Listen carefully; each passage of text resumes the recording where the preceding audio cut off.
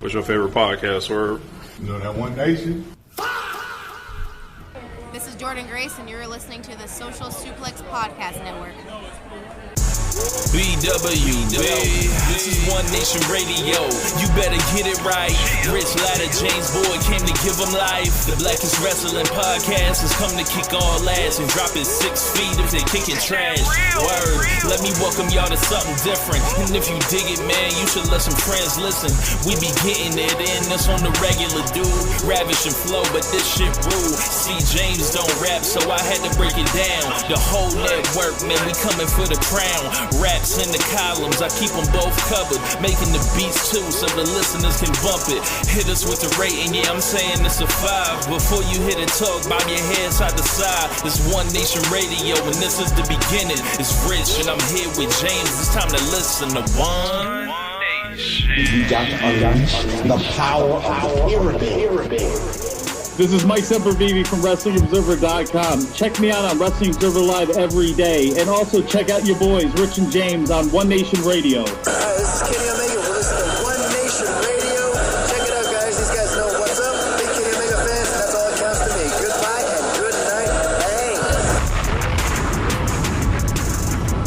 Bang. Hey, folks. Welcome to this week's edition of One Nation Radio. I'm James Boyd. To hear me, I have Rich Latta. What's going on, man? Chilling, man. And ready to get it going. Just watched the preseason game with the Fever and the Wings. Fever got their ass whooped on their home court by the Wings. Okay. So I'll be talking about that in the morning. But yeah, besides that, we've got a excellent show ready and a special guest here. Yes. We are going to cover the Michael Jackson biopic that came out last Friday, and here with us we have Rich's sister, the biggest Michael Jackson fan me or him have ever heard of in existence. What's going on, Red? Hey, what's going on? What's going on to y'all, man? I'm happy to be here. Yeah, it's so I've been indoctrinated and basically like been beat over the head with Michael Jackson since I was a young child by my older sister, and I had to find my own love for Michael in my own way. But I just wanted to ask, are you the biggest Michael Jackson fan there is, like that is not like in the family, like, or do you know somebody that you would say, yeah, they got me? Oh no, I know a lot of people that got me. I'm gonna be honest with you. Because I am the biggest Michael Jackson fan to me in our family, but man, being a part of the Michael Jackson community, I'd be like, damn, man, I don't got Michael Jackson underwear. I don't got a Michael Jackson toothbrush, man. I don't got Michael Jackson shower curtain. You know what I mean? So, different levels of fanatics out there. So I'm in a certain category. Yeah. Okay, so I find that hard to believe because this is a person that's been in a Michael Jackson documentary. Oh, how many documentaries? Is it only one? It's been more than one. She shot her own. Oh yeah, like the one I made. I was like, you talk about that one. Okay, so because I know how much he outclasses me, I know that I can't. People talk about going band for band on something. I know that like I can't go jacket for jacket with her with Michael Jackson. I know she got the jackets right, but I know right now, within 5 seconds, she can't go glove for glove. But you know what though? You want to know what's funny? Not only do I have that glove, I know you do. I got 2 of them in a box that I got while I was at Michael Jackson's house. So I'll take that. Oh, wow. Okay, so I got this from I think I was in Vegas 2017 or 18. I think it was 17 for and I ended up going to the Cirque du Soleil Michael Jackson thing or whatever. It was crazy. It was great. But I picked this up. I was like, when else? What? I mean, if I'm getting a souvenir from Vegas, it's gonna be this. Yeah. Make sure y'all screen capping this, please. If not, I'm gonna do it. Let post. But yeah, man. So I'm gonna have to take this off because this is on my right hand, so I can't control the mouse. So I got to take. I just want to do it just for the gag. But for the screenshotters, for the content creators, whatever else, for the community, that was for y'all. Yes. So Red does have a pro wrestling connection. You may be hearing her voice and be like, you know what, that kind of sounds familiar. So she is the person that is rapping on Red Velvet's theme song and performed at the Hammerstein Ballroom, Stir It Up, in one of, I would say, the best themes in Ring of Honor or AEW. Quickly, can you explain how that all came out? Screaming, so my bad, y'all. Oh, it's fine. All good. It's all good. They get it. Tell me how the Hammerstein ballroom performance went, and kind of like how you ended up getting on that song. So you is how I got on the song. I was, matter of fact, it's interesting. I was sitting here with my little guy. He was a baby then, though, putting him to sleep. And you hit me up and you were like, "Yo, need this theme song ASAP. Can you do it in 2 hours?" So I had him on the lap. I heard the track, wrote it, went over in the corner, got on the mic, did the vocals, and sent it over to you in like 2 hours. And next thing I know, it was on TV, and I was like, "Wow, that's crazy." Yeah, it was really cool seeing that. I was filled with a lot of pride seeing you come out at Hammerstein Ballroom and just kind of blow it all away. And you know, I've been, yeah, and it was like I've loved wrestling my whole life, and you know, you've always seen it, so it's like bring you into my world a little bit. I thought it was really cool. And you went crazy, so yeah, no, it was crazy. The being able to perform like that in my city, right, was insane. Red Velvet is dope. Like we got like two dry runs before we actually like performed it, and we was able to coordinate that in just 2 takes. So she's dope, man. Shout outs to her. I love it. Heck yeah. So man, let's get it started, man. Let's talk about this movie, man. Like there's so much to kind of start. It's almost like, where do you begin? I think the elephant in the room is like the Jackson's American Dream is like the greatest thing I think that has ever kind of been put together when it comes to Michael Jackson. So you're automatically kind of weighing it against that. But Kiki, how did you feel about the movie going into it, and your overall kind of thoughts on like what you saw?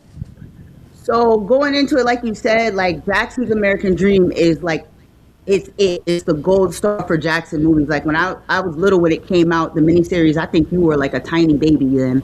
And I know that movie literally word for word. So I kind of, I went into it kind of like, oh man, really, if they mess up Joe Jackson, they messed up everything. I don't know. I didn't know what to expect, but I was like, oh, if I don't like it, I'm definitely going to have something to say about it after I see it. I wasn't going in with super high expectations. So, yeah. James, what about you? I mean, it's a really tough ask. I think we talked about it at the very end of the show last week, as far as it's a tough ask for, you know, maybe the most singularly popular musical artists of modern music the last 60, 70 years to do all that encompassing for a person that's, you know, there's a child star up until his death in 2009. So like that's a long time that he was famous as hell. So to fit that into a runtime that is going to be palatable for most people and make people want to go see it again, that's tough. Like, so there are things that are going to be left behind. I'm not happy about what got left behind, right? Like they kind of just yada yada off the wall. They yada the transition between going solo to get to basically the Quincy Jones run. So for me, I feel like we're doing a disservice to Michael Jackson's catalog, even though it's a movie, but it's catalog, and we're just going to ignore what happened, 95 up to 95, right? Like, I don't know the right place to end that movie, but I gotta say, like, when he's going up there and he's in London, he's performing bad, and that's the end of him. My mouth was hit the floor. I was like, I can't believe that this is where it ends. I was surprised. So yeah, I mean, but it's a hard task, and I think for people that wanted a some type of award-winning movie, it wasn't that. If you're there to, its catalog, you're not familiar with its catalog, it's kind of hard given the ubiquity of Michael Jackson. If you're just there for a good time, you will be given a good time. I'm going to see it again. I saw it earlier today. I'm going to see it again. Yeah, I thought that, I came in and I wasn't really familiar with who was really going to play who, aside from Coleman Domingo and Nia Long. Mm-hmm. And then, I think Jafar Jackson was incredible. There were portions of the movie where I was just watching him and mesmerized and feeling like that's Michael. Like, you know, like the what was the guy's name? That played Michael in the Draper. Wiley Draper. He's the gold standard of adult Michaels, and Jason Weaver is the golden standard of kid Michaels. I feel like little kid Michael, I didn't really connect with as much, but I'll tell you this: like, by the time they got to Who's Loving You, like, I don't know why I started the movie and I was like sad, like as I started watching it and getting his ass beat. Well, there is that. But as far as like, weighing it against American Dream is such a like they have 6 or 8 hours of runtime in that. You get to see so much. Right. And what we really got like was this, like they basically everyone else really didn't get personalities aside from Joe and maybe Catherine a little bit. And then besides that, though, Michael was just, kind of shown as like everybody knows he's special. Like it's like they walk around like there's an orange halo around him, and like everyone treats him very special except Joe, it seems like, on here. Yeah. But when was the first time you guys cried when this happened? If you cried at all when you were watching it? What happened? When the movie came out? Or? Yeah, when you were watching it. Oh, well, first I want to say what I thought about it, because I didn't know I was supposed to share what I thought about it, because I heard. Go ahead. Oh, yeah, go ahead. So again, like I said, going into it thinking like about American Dream, again, it's a miniseries. It's a lot of runtime. I knew there was no way they were going to fit all of that information into a 2-hour movie. It was just not possible. So I already had expectations that stuff was going to be cut out. I like to describe this movie as, and excuse me, Michael Jackson for dummies, right? Or cliff notes of Michael Jackson. Like, remember when you was in school and you read Shakespeare, but you ain't have time to read it, so you read the cliff notes? Yes. That's what this movie is. Mm-hmm. And you kind of got to accept that, because otherwise we would need to be sitting in a theater for 8 hours. Right. Overall, I loved the movie. I thought it was amazing. Jafar Jackson had me bugging out. I thought I was watching Michael Jackson. I think the first time I cried, man, at the opening credits, bro. As soon as the Universal logo came up, I was crying. Yeah, I think for me, like, it was like I was like holding it back for a while, and then like I was just watching them, and it was like, damn, I miss Michael Jackson. And then when they got to like Who's Loving You, when he was singing that in the studio, I was just like, all right, come on out so we could do the rest of this. Like, and it was just watching, like, I wish we got kind of more time to see how Berry Gordy basically indoctrinated them into the music business, and like we got that one scene. Started on that part. Well, if they're going to do that, then they're going to have to talk about Diana. They're not going to do that. Yeah, that's true. I know the reason why I think they didn't talk about Diana Ross, but that's wake it up. Man, I think Diana took the V card. I think she took Michael's V card. Yeah, man. we all kind of think that, like he was groomed, and yes, and I think everybody that's amongst this panel, this dais, if you will, whatever you want to call it, all believes that. Yeah, so I just don't think that she really wanted no questions, because it looked really crazy. Like, you knew him since he was like 8-10 years old. So you were crazy having him move in with you, and within 7 years you was hitting that. Like, that's wild, and I just don't think she wanted the question. So they threw her out, because they had the pop shot. They had a shot. And then it leads to the weirdness of, like, Berry Gordy and Diana's relationship, and like the whatever triangle weird thing of abuse or whatever the hell that turns into. Like, so yeah, I see why they left that out. But as someone that as people that know this stuff, it's kind of like, either knows more than someone that's a Gen Zer or whatever else that's only knows the music. Like, there's so many things, because how big of a deal Michael Jackson was, that like you just know, like, that's this missing, this thing, yada yada, this, that, and the third. Like, when they're showing like the little pieces of, like, okay, he's watching James Brown on television. Okay, he's watching Fred Astaire on the television. Okay, he mentions how he's thinking of songs. He immediately goes to the studio because he says a line to his brothers. I believe that if I don't do this, God will give the song the idea to Prince. I thought that was funny. They just mention in passing. They also don't mention the whole James Brown, Prince, thing when it's like Michael Jackson, come down, and and the whole thing, and Prince being embarrassing himself and all that. I wouldn't do none of that. I mentioned, I Can't Help It with Stevie Wonder and everything for that song. They're not gonna do that. There's not enough time. There's not enough time. I know. In true reality, you would need 20 hours to tell Michael Jackson's story. I mean, the biggest thing that was left out of the entire movie for me, and I'm talking about the time period that the movie was covering. So I think it was like 68 to 88, something like that. Yeah. The biggest thing that was left out was the catalog. That was the biggest thing. When he purchased the Beatles catalog, that wasn't even touched on, discussed, right? So imagine all the little stuff that you just mentioned. Right. Yeah. If they wasn't putting the catalog in, they wasn't touching it. Like, I think they kind of did a good job with like kind of dropping some gems though, like as far as like when he basically gets introduced to pain medicine, and it seems like it's this like oh fuck, it's like a fork in the road essentially. Okay, so you know how basically ever since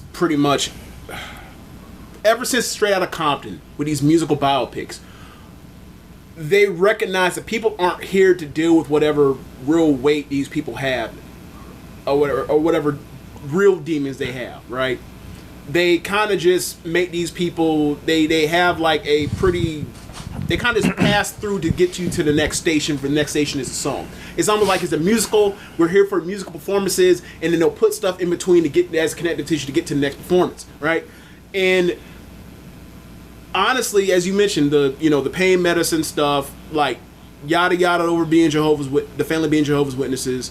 There's just a lot of stuff there that was just like, it begs the question, like when Joe drops the thing and during the abuse of verbal abuse of calling him a big nose, and then years later, as he has his own money, then he looks at his album cover and his nose bothers him, and then he goes nose surgery or whatever else, and then. Like, but it doesn't, and then I'll talk about it in passing, the Rivitalago, but it never touches on, aside from him saying he's black at a certain point, it never touches on the parts where it's like, could have been interesting as far as trying to figure out a way to examine Michael Jackson and his blackness, and as all these things are changing. By the time we get to the very end, that's the first time he actually is like, oh, he has fair skin, and it's like, oh, movie's over, we're not even going to discuss this, it's over. Yeah, but see, I gotta say though, again, with all the legal challenges that they had, the third act is a reshoot. Let's start there. The movie I didn't know that. It wasn't supposed to end the way it did, so it's like, how was it supposed to end? It was supposed to end around the allegation time. All of that stuff was shot. What year is that? 90 what? 93. I think the movie was really going to end at 95, but because it was something in the contract back from 93 that they found some kind of clause. That particular person who made the allegations couldn't be dramatized, so they had to go back and reshoot the third act of the movie. So while it feels a little, so is that why they left?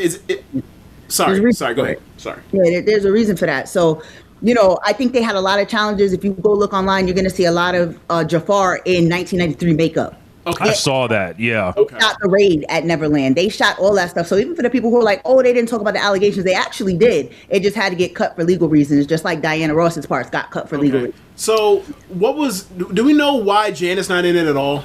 Man, I don't know. Maybe she just wasn't feeling it. His daughter not feeling it either. That everybody got their own personal feelings, and I don't knock it. You know what I'm saying? However she felt. But like, hold on. There's a question over there I wanted to answer, bro, in the chat. This one right here? Talking about Ebro. Yeah. So question for when you're done talking about the film, what do you think of Ebro calling Thriller the McDonald's of albums? I saw that clip today. I saw it earlier today as well. Man, Ebro need to go try to get his job back at Hot 97. That's what I think about that. I mean, my boy. So you ever meet some people that they just got to be different? Like they got to say something different for like controversy. I feel like that's what the comment was. Because at the end of the day, man, you're not knocking it. Thriller, you could play that joint straight through, and you could argue all you want to that the Paul McCartney song is trash, but it's really not. It was the first single off Thriller, and it was a crossover. So he's just talking, bro. He's just talking.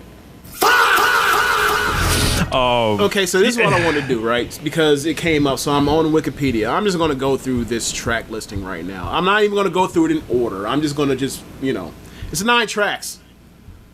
Oh, Thriller. Okay. Yes. Yeah. Okay, so Track 1, Wanna Be Starting Something. One of the greatest songs of all time.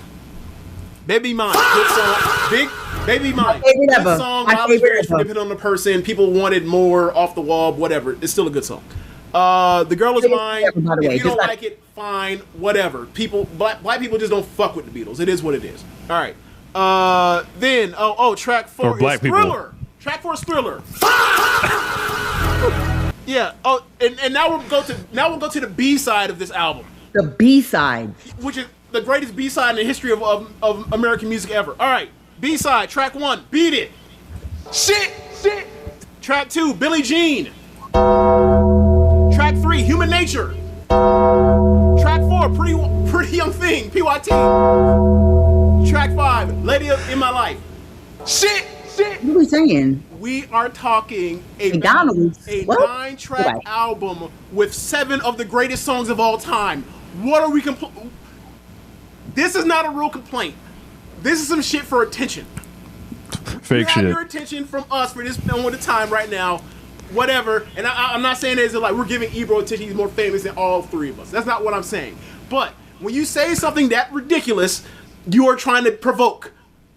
It's rage bait. It's 7 out of 9. 7 of the 9 tracks are 7 of the greatest songs of all time in American music. And I gotta say, James is saying 7. He's saying 7. I give it a strong 8 because I'm telling you, Baby Be Mine is my favorite song off the floor. I get it too. My favorite. I just want to make it clear. It's a good song. It's not one of the greatest songs of all time. So I'm just doing that. No. See, that's your opinion. I will tell you that there are a lot of mad Michael Jackson fans out there that Baby Be Mine is not available for streaming on social media. There's a lot of people mad about that. It is It's not? It is not available. And if you try to use it, even the instrumental. Oh, you're talking about like in the apps and all that. In the apps, it's not available for streaming. And there's a lot of people that's mad about that because it is a really, really underrated song on that album. It is underrated. But I'm saying it's underrated because the rest of the album has 7 of the greatest songs on it. What I'm saying is, look, we're all in agreement. Ebro, that makes no sense. He lost his damn mind. That is one of those opinions where it's subjective on stuff. Okay, we can also say that, look, man, no one agrees with you. No one agrees with you. You don't care about their opinion. There's a comment in there, bro. What's the guy named? Seem something. That one. Who told you the movie flop? Who told you? It didn't flop. No. No. We made $214 million in a weekend. She said we. I say we. Now you want to hit with the calendar? We, nigga. $100 million on opening night alone. Yeah. That's not a flop. So we got to talk about Joe Jackson. So one of the things that I'll bring back to American Dream, the Lawrence Hilton Jacobs, he was one of the stars of the show for the Jackson's American Dream, and I think he's still gonna go down as the definitive Joe Jackson.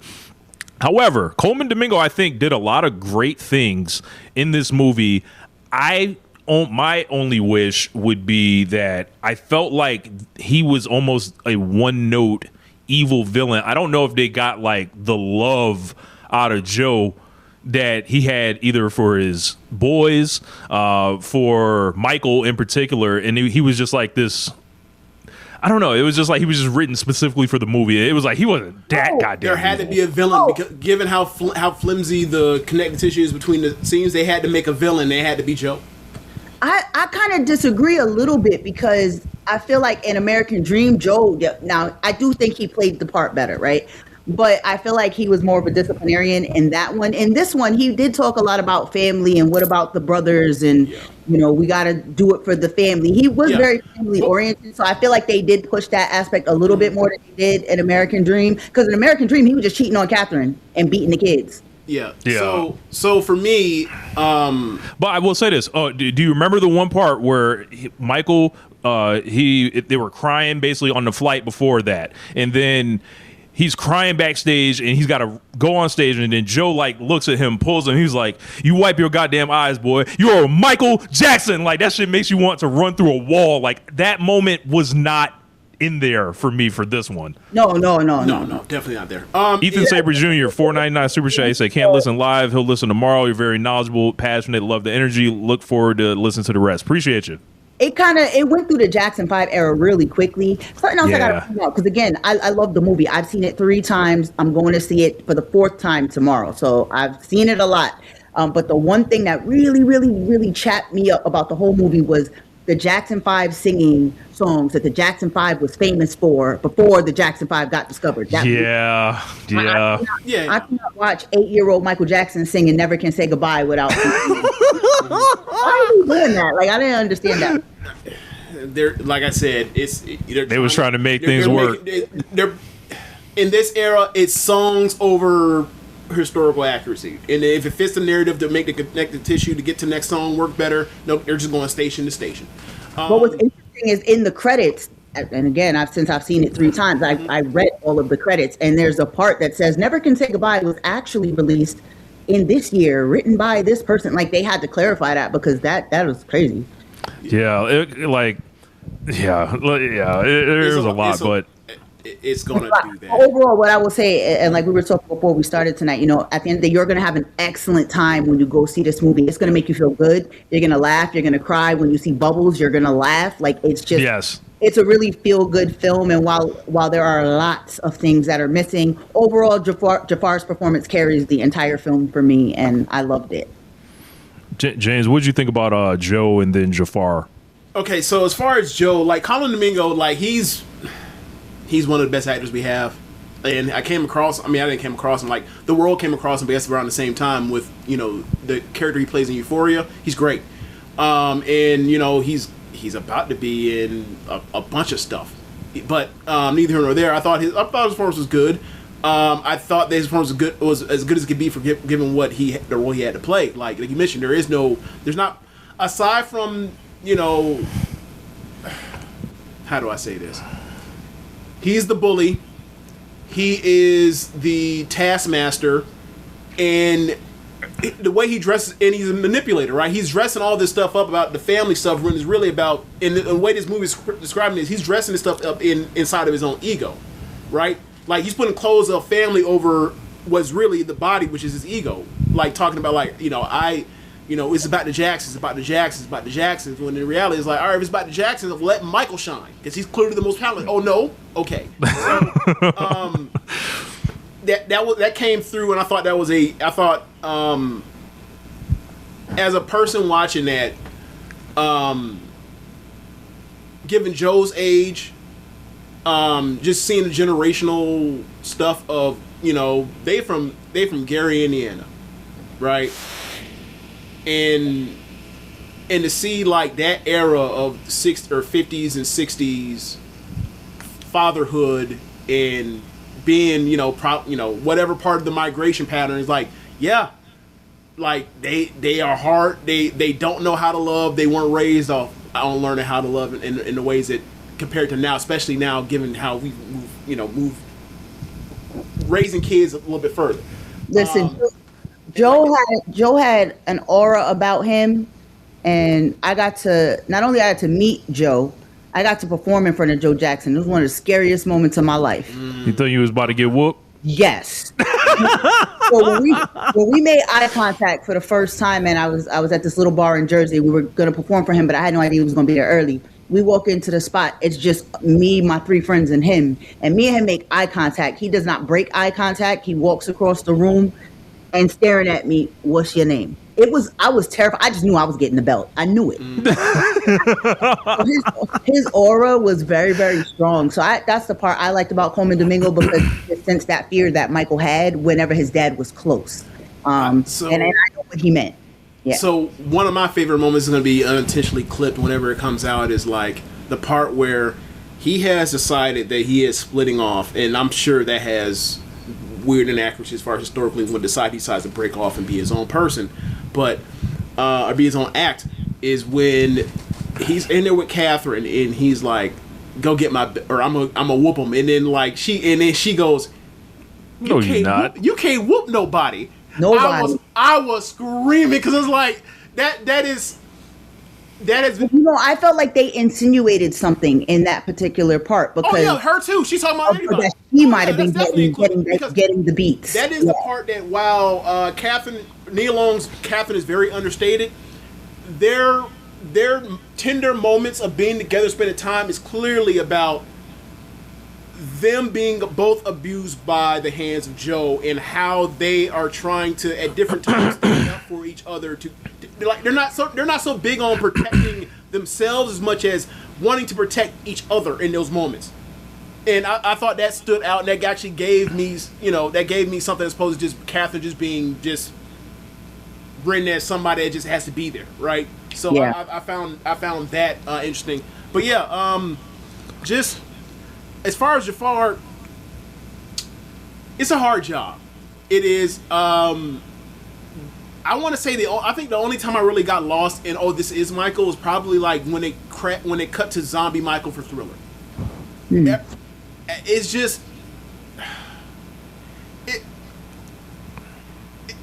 I can't get he has the voice, he has the stuff. I'm not knocking him. I think he did a good job, but it's not the same thing as getting lost as when I think of like people getting lost. Like when Denzel Washington's brown skin ass comes out of that sink with red hair, and they're playing Sam Cooke. Change gonna come. That his brown skin ass is Denzel to me. Like when I see Chadwick Boseman. You mean Malcolm X? Yes, Malcolm X. That's what I said. Yeah, Malcolm X. When I see, for example, like I've said this to you before, Rich. When I see Chadwick Boseman walking down the aisle in Cincinnati, he's James Brown in that moment for me, and I just got, and from that moment on, and for Jafar, for me personally, I only really saw it for Thriller. I don't know why. I got to see it again. I'm going to watch it again or whatever else, but that's just me initial watching it. Yeah, I saw it the whole time from the first shot. He definitely had the voice down for sure. When they zoom in on him, he's standing at that window with the fro, and then the voice hits. It was all day Michael for me, and for us Michael Jackson fans that really follow Michael and know his mannerisms, the way he bit his lip, the way he would put his and turn his lip to the side. There were a lot of little things that Jafar studied that. For us, we saw it. So yeah, I make a note.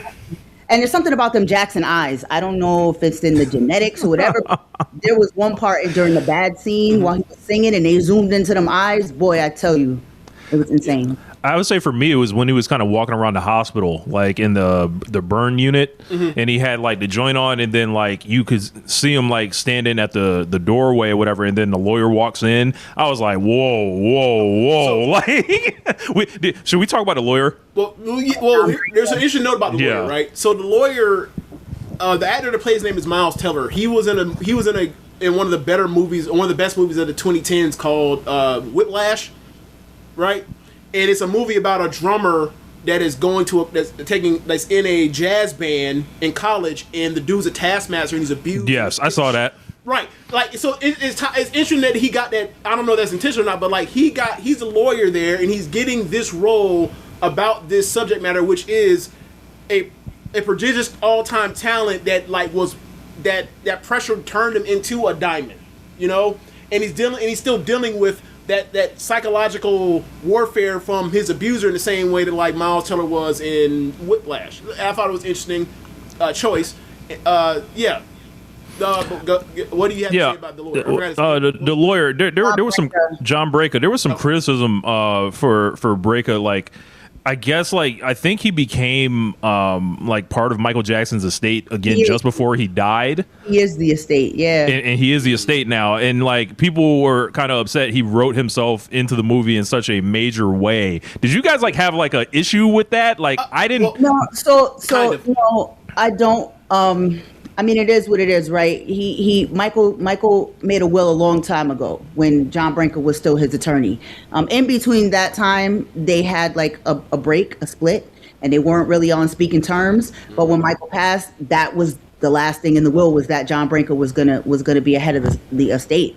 But at the same time, John Branca did really help him do those deals with the catalog, with getting Billie Jean played on MTV. Those were things that John Branca did. John Branca really is a huge part of his story. Some fans aren't happy with it. It's not a huge deal to me. Yeah. What about Bill Bray, the security guy? Real quick. No, go ahead. Go ahead. The one thing that I found interesting was Branca, as everything just laid out, I still kept noticing wait a second, he has more lines and moments with Michael in reality to say more things or get across his humanity than like or interaction than like Quincy Jones or Barry Gordy. I was like, really? By the time I got to the end of it, I was like, really?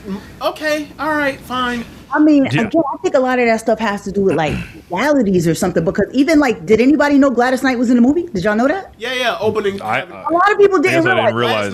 Gladys Knight's the one introducing the Jackson 5 on stage. Yeah, but a lot of people, if you don't know that's what I only knew because I knew the song. Right, you know because you know, but some people don't even know that. So it's like there was a lot of stuff that they didn't. Again, the movie is called Michael. That's what Michael, nigga, like everybody else is a side character, like a CPU. Like it's like. Oh. Yeah. I mean, I will say this: like those three names I mentioned, the lawyer, Quincy, and Barry Gordy, they all got more time. They all got like more talk time than the brothers. All of them. Oh, yeah, the brothers got nothing. But the dude who played Marlon, bro, he looked like Marlon. That was crazy. If you go peep it when you see it again, watch the dude who plays Marlon. I was like, yo, that's spot on right there. The Bill Bray character, when he's introduced like to Michael as a kid, and I actually ended up looking this guy up, and Michael apparently took care of this guy his whole life up until he died and everything like that. Did you have like much background? Did you like know about Bill Bray a lot? Kiki? I did. I mean, he was always in the background with the little hat. Like, if you could look through a lot of old school Michael Jackson pictures from the 80s, Bill is always somewhere in the background. So I wasn't surprised that Bill was part of the film. That guy looks just like him, that played him. I was like, what the hell is this? But I'm the looking movie at images. Yes, he does. Yeah. So, like, the movie kind of wraps... hat, too. Yeah.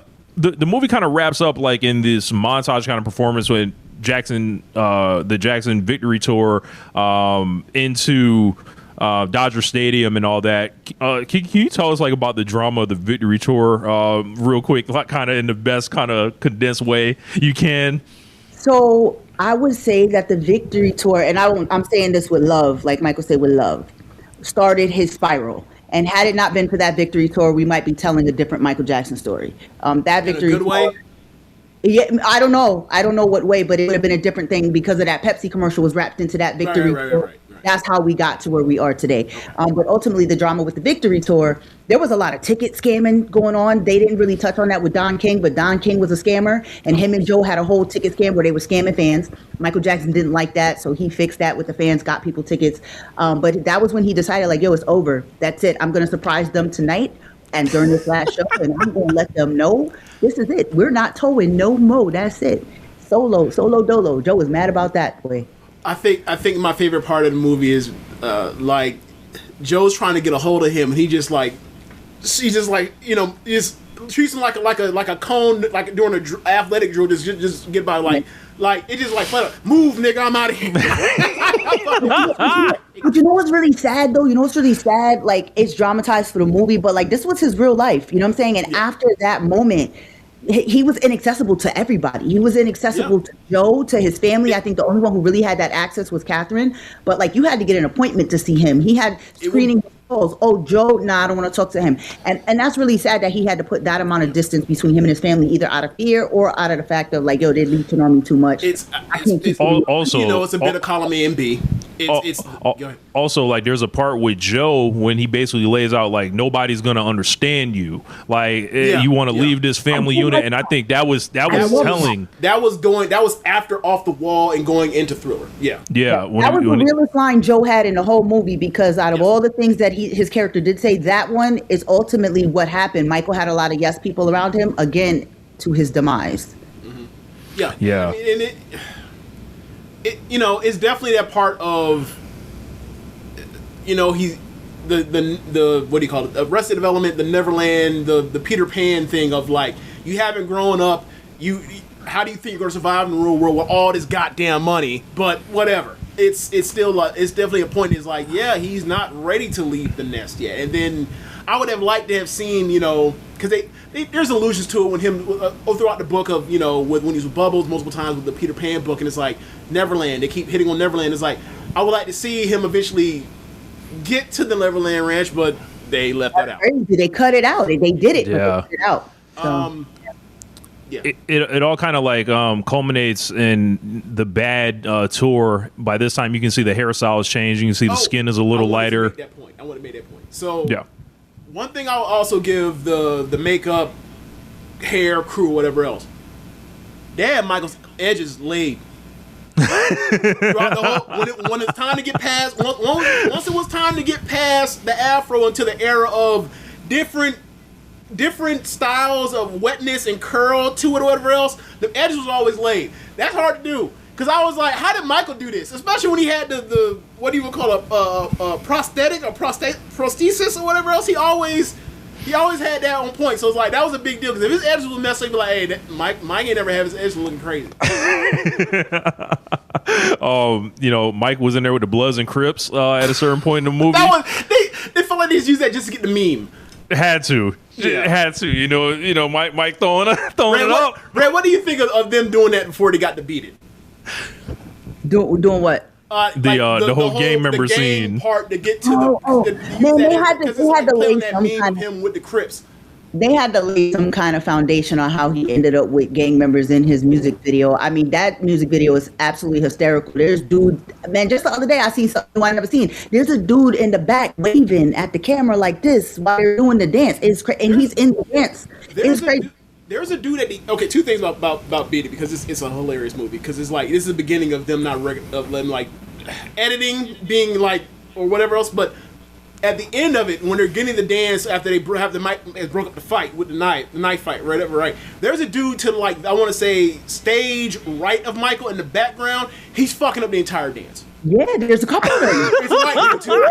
Like if you can watch it, I didn't realize until like maybe like last year someone put a video like, who is this fucking guy? He's fucking the entire dance. And then you go back and watch it and watch when the camera's zooming out right before it ends. There's a dude who's in the back row and he's going. Wow. And also another thing, Mike teleports. Mike is they're in the inside of the garage and they're having a knife fight. Mike is at the bar, walking through the bar, and then all of a sudden he teleports. He's on top of like this crane shit, and he walks down out of nowhere. This nigga teleported like he's a wizard all of a sudden. The fight. I'm like, what? They never showed him appearing or nothing. He didn't know where the fight was at. He just showed up out of nowhere. It's like, that's amazing. No signal, there was no call, there was no nothing. He just shows up. He just materialized out of thin air from a crane of all places that come down upon these people, tell them to stop, cut it out with them fucking knives, and let's get down and start, all that. And it's hilarious because it's very fictional, but at the same time, the reality of the situation is two opposing gangs came together for that video and was happy about it. Oh, they ain't had no choice. Wasn't nobody about to try Michael out there? No. But yeah, like, yeah. Forget what block you from. This is Michael Jackson. But yeah, like to wrapping it up with as we were getting to the bad thing, like if they say part 2 is in the works, how do you guys think the part 2 of this is going to be in the works? Like, and I think it's going to be called Jackson. They're making a sequel, right? Well, of course. Again, remember what I just said. Did you see at the end when it was like his story continues? No. Yes. Oh, okay. So, yeah. Okay. The movie was initially, when I first heard about it, supposed to be 4.5 to 5 hours long. Okay. Because they had to cut that one particular thing about in 93, they had to cut that. I think they just chopped the movie right at 88. But they filmed a hell of a lot. They filmed all the way through to the Dangerous Tour, which is 95. So I think they already have a majority of it shot. They wanted to see what it was going to do at the box office. It did what it needed to do. I think they're going to go back. They're going to try to figure out how they're going to get around the allegations thing. And there's going to be a part 2. Do I want a part 2? I don't know. I don't know that I don't want to relive Michael's death in any way for me. So I don't know. Yeah. I mean, ended. in theory, they could end in 2003. They could. Or whatever year. What year did Invincible come out? 01 or 02? 01. 01. So they could look. They could end it in 05. What happened in 05? 05? He beats a case. He beats and be like, victory, and that's it. Holla. 4 years later, Michael Jackson was about to go on tour. This is it. That's it. Peace. I'm standing on top of the limo with his. Yes. I need the clip of both of y'all throwing the deuces. This is it. Peace at the same time. That was all time. We also need Michael throwing the chicken to the residents, as like Freddie Gibbs said in Gary, Indiana. Bro, Bro, before we end it, since we're talking about that particular clip with Michael on top of the thing doing this, in that same clip, Michael was a thug. He tried to hop out that limo and beat somebody. He told Catherine, get out the way. He's about to knock somebody out. It's really funny. Michael Do you believe that? Michael was not a punk. He was slapping. There's rumors of him fighting and beating Tupac and all types of weird shit. Look, man, I'm not getting into that. Listen, Michael Jackson kick you. You got some problems. But that was funny. I think they should start the second movie, basically the making of the Bad album. Like they can back it up, like, you know, a couple years, and then they got to show how him and Quincy essentially break apart. I think that's like a huge thing to be explored. There's a lot. I just on and on. I never thought that there was gonna be a second one. I never considered that. Like a sequel for a biopic is nuts. It sounds that nuts is really, really crazy. That's why I was like, what, a part 2? I'm here for it. I'm gonna support it. I don't know how I feel about it, but that screams cash grab. Oh, because they know. Look at what we did. I'm going to see it 4 times. And then next week when Mom comes up, I'm going to see it with her too. So that'll be 5 times. I'm going to number 7. Well, any final thoughts on the movie, sis, before I let you up out of here? Yeah, my final thoughts is judge for yourself. If you love Michael Jackson, you're going to enjoy it. If you want to nitpick, you certainly could do it. There's lots of things to nitpick at, but overall, it's really positive for his legacy. I'm really happy that I got to experience it, and I'll continue to experience it and support it. I love it, and shout out to Jafar Jackson. Keep it in the family, yo. Yep. I appreciate you coming on and all that, and you know, I'm gonna call you and we're gonna talk some more about the movie. I'm gonna see it again too, so we still got a lot to talk about with it. But thank you so much. Love you. All right. Y'all have a good night and keep stirring it up. Stir it up. Cooking. You know. Cool. All right. Peace. We'll keep it going. But yeah, man. So, but anyway, that's the Michael movie. So overall, last final thoughts on it, James? No, I don't. I think I pretty much said my piece on it. Like, you know, I'm gonna go see it again, probably sometime next week. Yeah.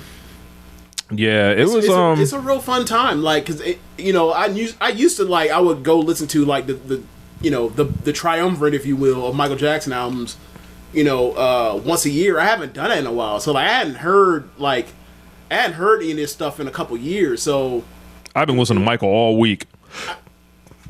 Look, so after I came home, because I watched it at 3-something today. Like, when I came home, I threw it off the wall. Yeah, I just threw it on, like, you know, working day and night, burn this disco off the wall. You know, I Can't Help It. It's a great album. And that's one of the things, like, I can't believe they only played 2 songs on this shit. Oh yeah, also No Rock With You. They didn't even do the video for Rock With You. I'm like, that is the I was furious at this. I was like, I can't believe they just yada yada Rock With You. I couldn't believe. Yeah, we just stepped it all over this. Yeah. How many records that one sold? Oh, no time for the Michael Jackson movie to play that one. Yeah. My God damn! How many? Look, I want someone to face Michael Jackson in the verses. How about that? Oh my God! No one has a better 20 than that nigga ever. That could be wild. Like, cause like he got the Jackson 5, he got his shit, he got whatever, you know, right? Stuff he was just randomly singing hooks on, like somebody's watching me, and you know, I don't even think that would even sniff getting played, but.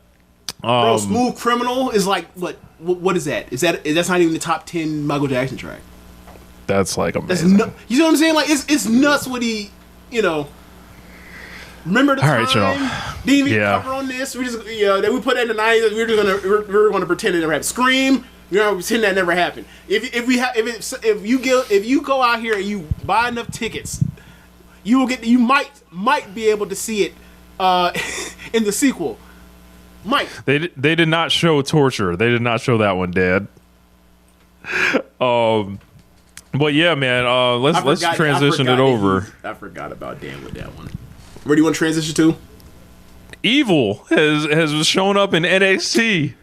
Yeah. The former IWGP Heavyweight Champion, Evil Watanabe, has decided to bring his awful form of pro wrestling to possibly the worst pro wrestling environment currently going right now, outside of Gato Move. Like, I don't watch as much wrestling around the world as I used to, so I can't verify that the way that you just did. I'm just bullshitting. If it's all the same status quo, then you're probably right. Yeah. So I would like to thank the Worldwide Wrestling Federation, the Capital Wrestling Corporation for taking Titan Sports, TKO, Shawn Michaels, Paul Levesque, Nick Khan, for taking just ineptitude, taking trash off the streets out here, James. Poison has been corralled, has been put in one place, has been quarantined, if you will, to NXT and away from New Japan Pro Wrestling. This cancer, this complete awful shitter who ruined New Japan Pro Wrestling for the last 6 years is gone out of our lives. If we need, he's in the Fed system. He's in the feds. He's in jail now. So I'm trying to figure this out. How long do you think his contract is? 3-year deal. Do you think he fulfills that entire contract, all 36 months? Yes, he ain't got nowhere else to go. I'm not saying that he is his decision. They have cuts every year. That's true.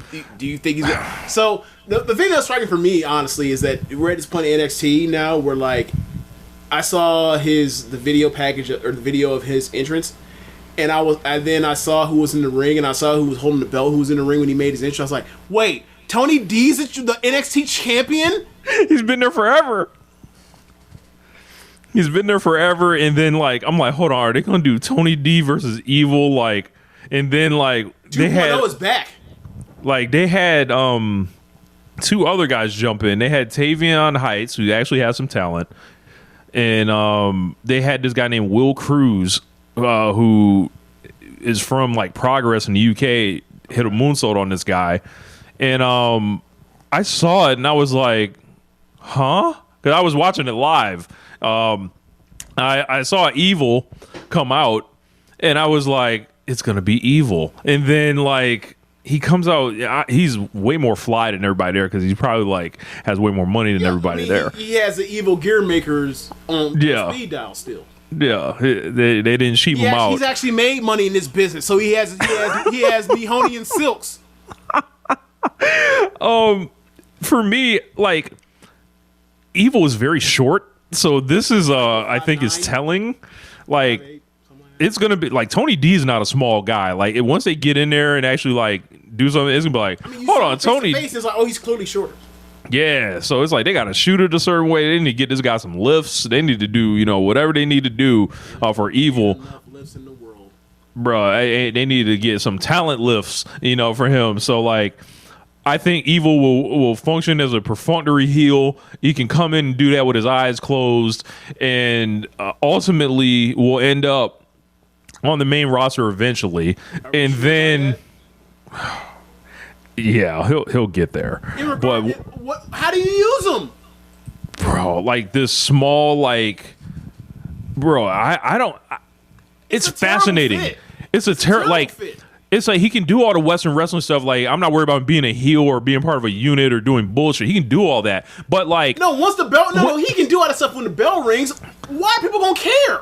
Yeah, like apparently, I think he speaks good English. This is what I'm led to believe. Cool, but quite honestly, like, what I mean is, all right. When you stand him across from somebody, it's gonna be like, what the fuck? It's Evil. Like, you put him next to Roman Reigns, that's gonna look ridiculous.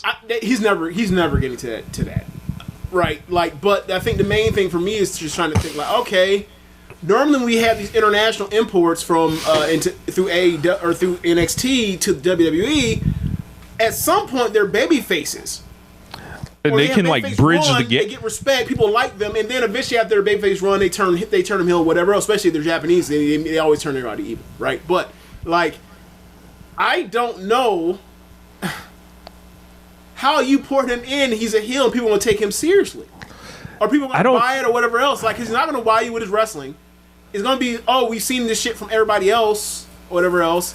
He's not physically imposing. He's not going to be allowed to get blood because he's not going to be put in position to where he can get blood. I don't. Are they going to accumulate resources in the form of factions around him? He seems like he's going to be a henchman more than a faction leader. So now where are we? Like, he seems like he's going to end up in Judgment Day. He's going to end up being some nigga they put in Judgment Day. Yeah, like tag team with Shinsuke Nakamura. We were saying, my God, that's probably what they will do. Mavs fan, yeah.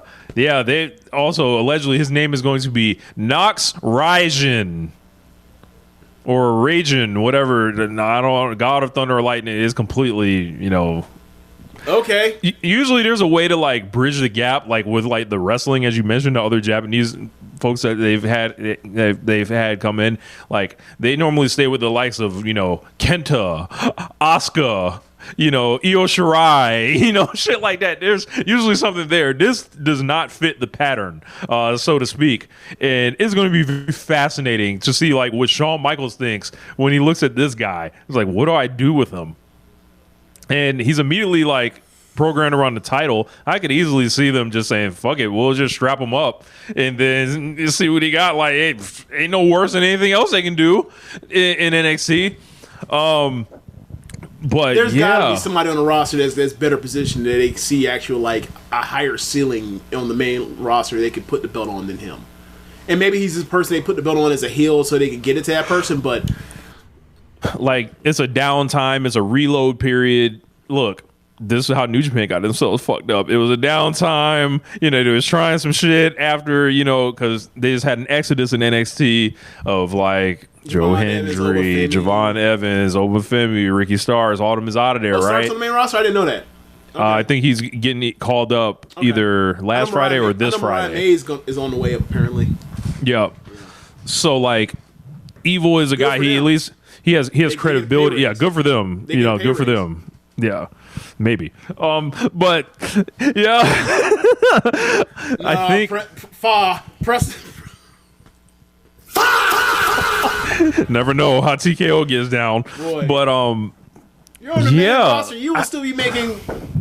I can't. Blank. Yeah, I can't. I'm not allowed. I'm not at liberty to discuss what these NXT deals sound like. But yeah. Yeah.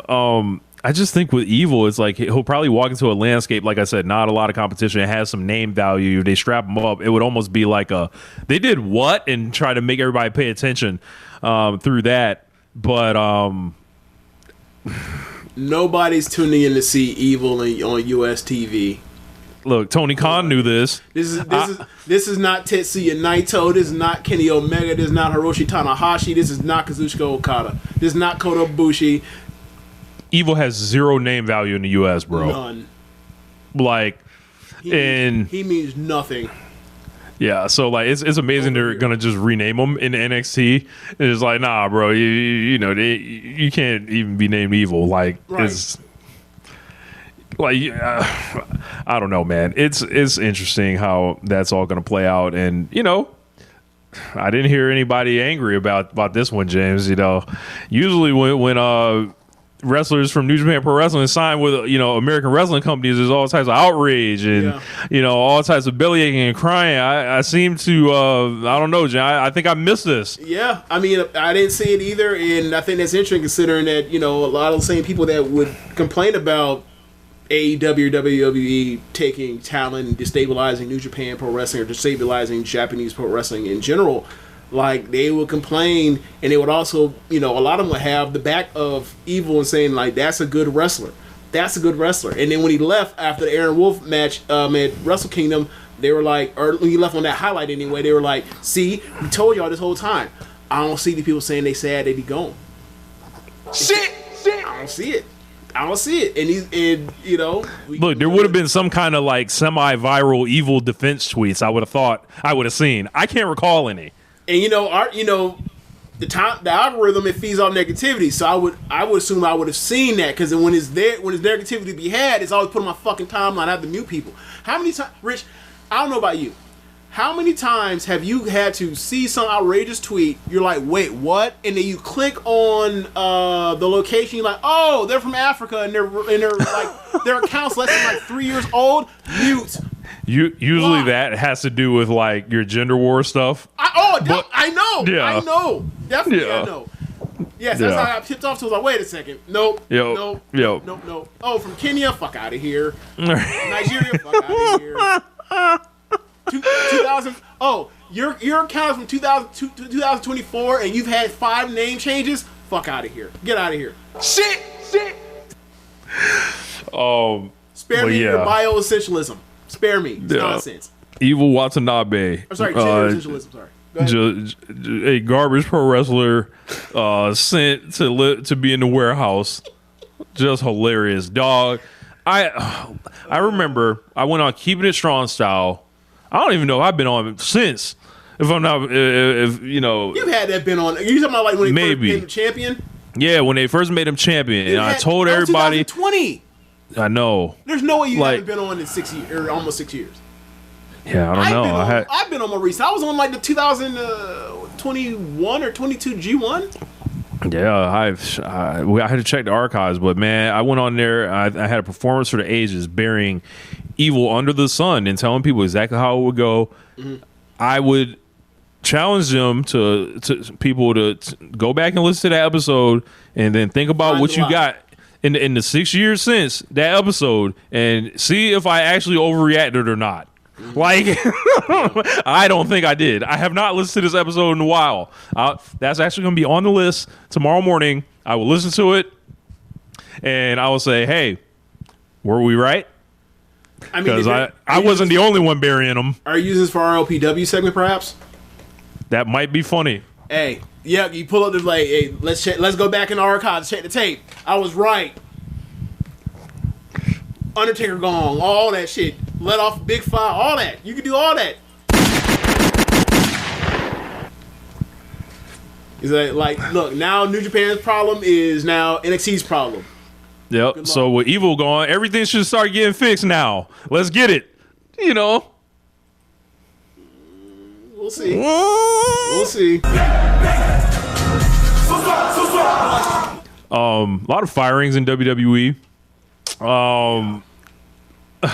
I had some posts really take off in the light of this, where I was burying Aleister Black for being fired. Yeah. I have, I believe, the entire list right here, James. If you want to give your thoughts on them, I will actually message you this list. So my initial list is like as the releases came. Sounds crazy. As the cuts showed up upon my screen, I was at first, Sean Ross Sapp and Fightful, they're giving out the names, and I'm like, okay, these are low level, new wrestlers, people that are new to the game, and then all of a sudden the top of the card, or sorry, the higher in higher positions start showing up. It's like, oh wow, they're really.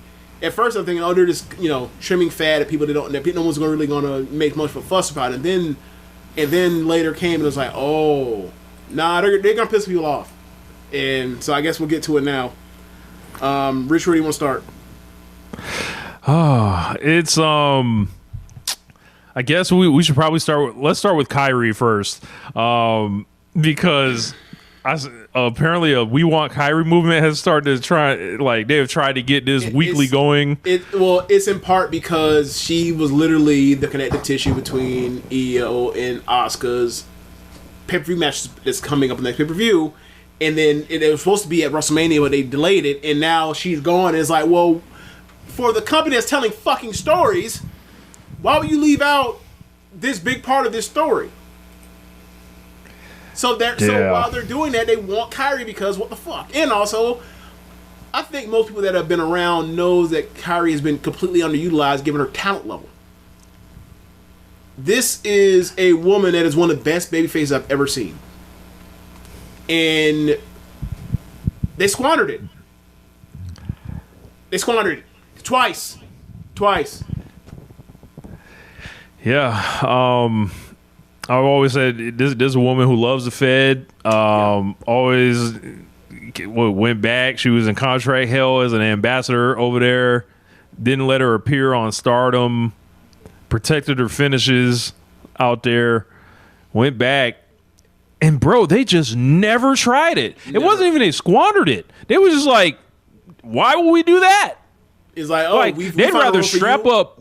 They'd rather strap up Liv Morgan or several other sorry motherfuckers they've strapped up. Someone who's legitimately great. Yeah.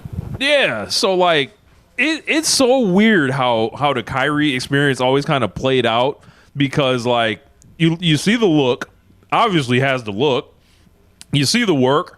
Can work, and then it's like, I know there's a language barrier there, but I mean, look, they sure seem to figure it out in NXT, right? And also, that don't really fly when you have Asuka and Io that are going to both be WWE Hall of Famers, and they'll never be cut. Yeah, they got, and Triple H is literally the guy who. It's not like Vince McMahon don't know the skill set, right? Or it ain't like whatever. This nigga knows exactly what she's capable of, right? He made her the inaugural Mae Young Classic winner. He made her NXT champion. He went out there and said, "Hey, can you please carry Shayna Baszler?" And they were just like, "No, we're not even going to try it."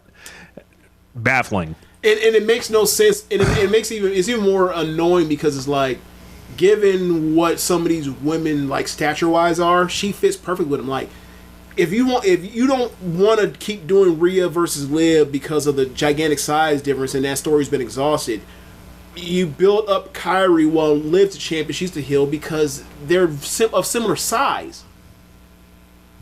It just makes sense. They whatever. Whatever.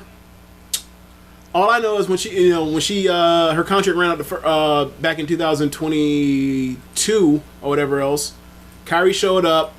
She her first two matches were those return matches in where was that? Not Budokan Hall, Sumo Hall, and she killed it. She was great. And she shoot headbutt is like she flat out back, and it's like. All right, and then she had a bunch of different matches that were very good, great, or whatever else, and then she left, and like you mentioned, the booking was weird because we don't know what she was allowing herself to do or whatever else, what program she was in or avoiding or whatever else, but matches were really good. And then she came back to WWE, and then she went right back to not being used to the best of her abilities, and it's very, very frustrating that she went back and they wasted more of her damn time. Walk beside me. Utami likely going back to Stardom while Kyrie doing fake jobs and empty Corkins and Marigold is going to be nuts. Utami might be going somewhere else. There's rumors out there, so we will. I didn't know. I didn't hear about none of that. So yeah, I gotta fill you in. All right, but pause. Yeah. I'm shocked. Myron's Triple H TK knew better than to release Gargano. It would be like releasing a lion into the wilderness. I'm shocked Gargano kind of made it past this. Hey man, can I give you an honest admission, a guilty admission? What? When these releases were happening, I was like, Candice and Gargano, please let them get the fuck out of here, please. I don't wish anybody to be unemployed, but I think it's like if he is let go, he will not be unemployed for long. So I was like, just let him. Come on, damn it. I could tell you someone I bet you weren't twisting your fingers for. Aleister Black and Zelina Vega. We've done the Aleister Black tales on this show over the years. A good wrestler that is very frustrating because of him not wanting to do business, and he ultimately wanted, like you mentioned with Kyrie, some people just love the Fed, as you say, and he loves the Fed, and the Fed don't love him back. So there you go. And it's a guy, and I've asked around, with different stuff with this guy, and it's just like a guy that that has a very narrow vision of what he wants to do in pro wrestling. Not really bendable to working with others and justifying that. Well, this is a team sport. Like, if you don't want to play, your ass gonna be home eventually on the couch. You kind of screwed it up in AEW. After you started off fine, seemingly started off great, and then it just turned into nonsense. And then I think for me, and I've always been a fan of his, but like the part where I was like, all right, y'all got it, was like the beginning of Collision, and like the whole part where they're setting up House of Black versus Andrade's babyface, and then like it just kept getting moved aside, and it never got fulfilled after Andrade went through 2/3 of the faction to get to Malachi Black, and then it never even happened. I was like, all right, whatever happens from here is whatever happens from here. And he had like he continued to have good matches or whatever. But the thing is, like, you can't book him. There's nothing to do except for put him in tags where he doesn't eat the pin, or you put him in fucking cage matches where there's no pinfall. Escape the cage. Yeah, and on top of that, never really accomplishes much when he goes back to WWE. It all kind of just culminates in nothing. I don't know, man. He's gotta figure out whether he wants to do pro wrestling for real, like as far as like learning how to collaborate and also not be so weird. I've spoken to multiple wrestlers about this guy, and it's just like, there was one guy I spoke to. He was like, if the guy wasn't so weird, I think people would be like more likely to put his stuff over. And it's just like an interpersonal thing, and it looks like it's just he doesn't like he saw all these guys that were coming up after him as far as in the UK scene. He was the guy that was, think about it, he was the guy that was ahead of all of them. Like Pac is younger. Walter is coming up behind him. Pete Dunne, Tyler Bate. These are all guys that ended up.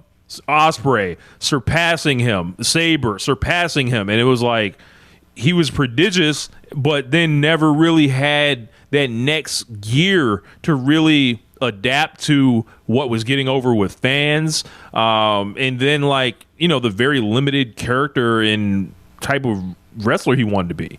Like, everyone just had to cower in fear of Aleister Black, it seems like, and not everybody, it doesn't tend to work with everybody. And if you're making those kind of demands, you better be that damn box office. You better be that damn great to have to do that. And nah. Right. And it was like, and it's also funny because like, much like Kyrie, the person that has the book right now, it's the person that figured it out on a lower level, but now on a bigger level, with already established track record of knowing what works with this person, for whatever reason, put their hands up and didn't even try. Zelina Vega, this is somebody that I think thinks way more. Also, just like, there's a weird thing with her and Mercedes apparently for years that it's old country beef that I don't know what it's about, but I've known for years that they don't like each other. Yeah, the stand's been clocking the T, as they say. I felt so weird saying that, but I just had to let it off. Pause. But, she was snapping at SRS and all that, which is dumb. But it was one of those things where it's like, okay, so you're upset with him for releasing this news because you couldn't announce it to your stream, and I'm like, all right, I understand this is a terrible day for you. Not only was it a terrible day for you, it was also a terrible day for Black as well.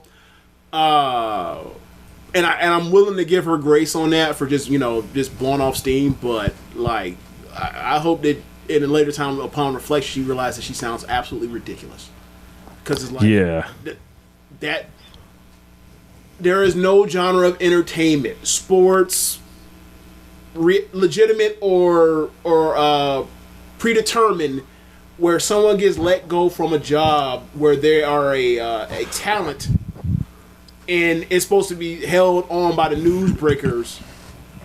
I'm gonna just wait. So you can utilize for whatever you want to do with, like, maybe it should work like that, but maybe in the perfect world it should work like that, but in this world it don't.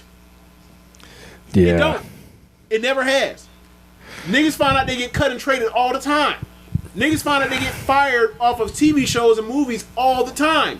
By looking at the trade magazine, looking at Variety or the Hollywood Reporter, it happens. Sorry. Sometimes and also the word is. I think Sean Rossap pointed out, like, I had this news, I sat on it for hours, and then I reported it. So what do you want me to do? Yeah, man's got to serve his customers. Like it's I don't know, man. I don't know. It just look. I'm willing to give Grace on, obviously, upset, so blown off, but like. I hope that upon reflection, like I said, that she realized, like, that is silly. That was silly. Mr. Boo 82. Speaking of gold medalists, I would have loved to see more of Tyra May Steele in NXT. She seemed really enthusiastic in her promos and in the ring. Look, I think the lady was weird, and I think a lot of people think she was weird. However, Olympic gold medalists, they cut and got nothing out of, and next to nothing out of this. Should be more kind of like we already know Gable Stevenson was a disaster. That was a disaster. But you would have think this one might have gone a little bit better because it wasn't like she showed up void of charisma. Yeah, she was a little weird, but there's plenty of quirky or weird people that are in wrestling. Well, that's true. However, how many of them can you think of that come in that package? There is that. What do you think Triple H thinks of? Think of the dark skinned black women in Triple H's wrestling brain, right? How many of them are quirky black girls? Black Girl Magic, Black Joy, right? Issa Rae type. None of that. He's unfamiliar. That's uncharted territory for him. And look. People talk about Vince versus Triple H, whatever else. Vince would have had none for her either.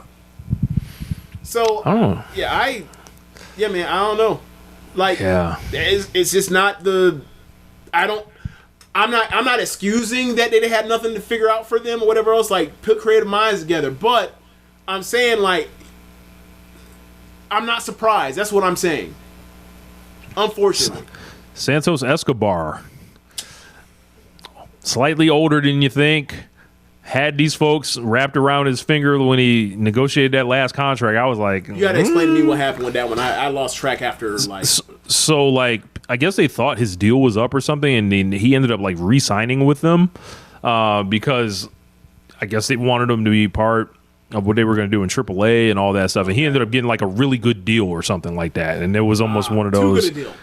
This ain't even worth what is written on. Like one of those type of joints. They did them like how they did the Good. We'll resign you, and then rip that shit up like 6 months later. Like how they did the Good Brothers. Remember that? They gave both of them Shawn Michaels money and said, "Oh, never what? Absolutely the fuck not. Fuck not. We're not giving you 97 Shawn Michaels money. Get the fuck out of here." Yeah.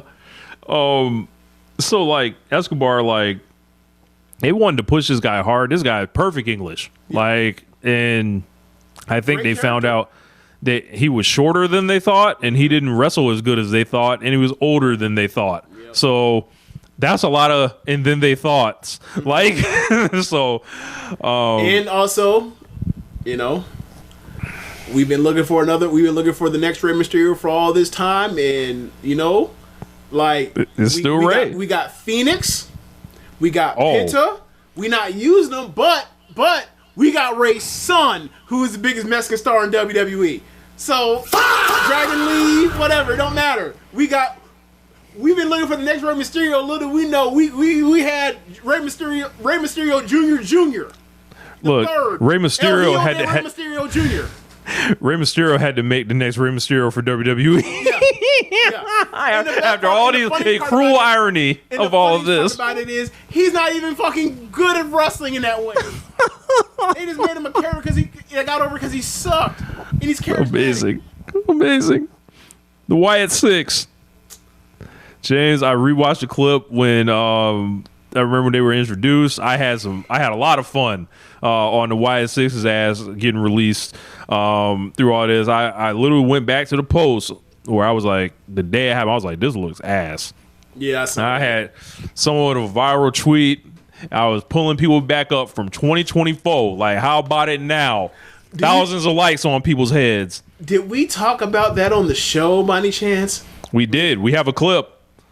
Okay. And I was like, look, you would have known the best way to make this realistic for it to not exist. Like, they would had a free pass out of the Bray Wyatt business, and they decided to try to exploit it for a quick buck, essentially. Yeah. And they were murdering people to start, James. It's all downhill from there. They found nothing to do with these people. They had these guys basically off the ideas of Wyndham Rotunda, right? You know what the problem is, James, with all this? There are no future coming ideas from Wyndham Rotunda. He did not leave a book behind like the Bible to say, hey, execute my vision. He didn't leave that. So it was left up to Triple H. Gotta say, if that book did exist, I hope someone burned it. Lots of bad ideas from the book, from prologue to present, if you will. And then got into epilogue. Once he got into prologue. No, I'm fucking up. Epilogue's been bad. Epilogue was gonna be bad. Like, it was always bad. So, whether he was starting, whether he was in it, whether he was gone, it was always gonna be bad because it was always bad ideas.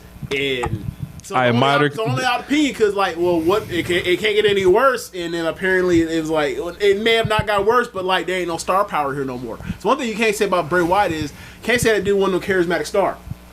He just couldn't rush for damn and couldn't tell a story. He couldn't finish a story to save his life. Yeah, like you looked at it and it's like I admire the consistency. It was trash when we were first introduced to him. During the middle of his run, it was sorry. And then he took it to the grave and was still, just responsible for ineptitude here. Yeah. So I'm going to try to find the joint. Actually, I don't have it on here. Unfortunately, I don't have it. Damn. What about, what's her name? Zoe Stark. Zoe Stark.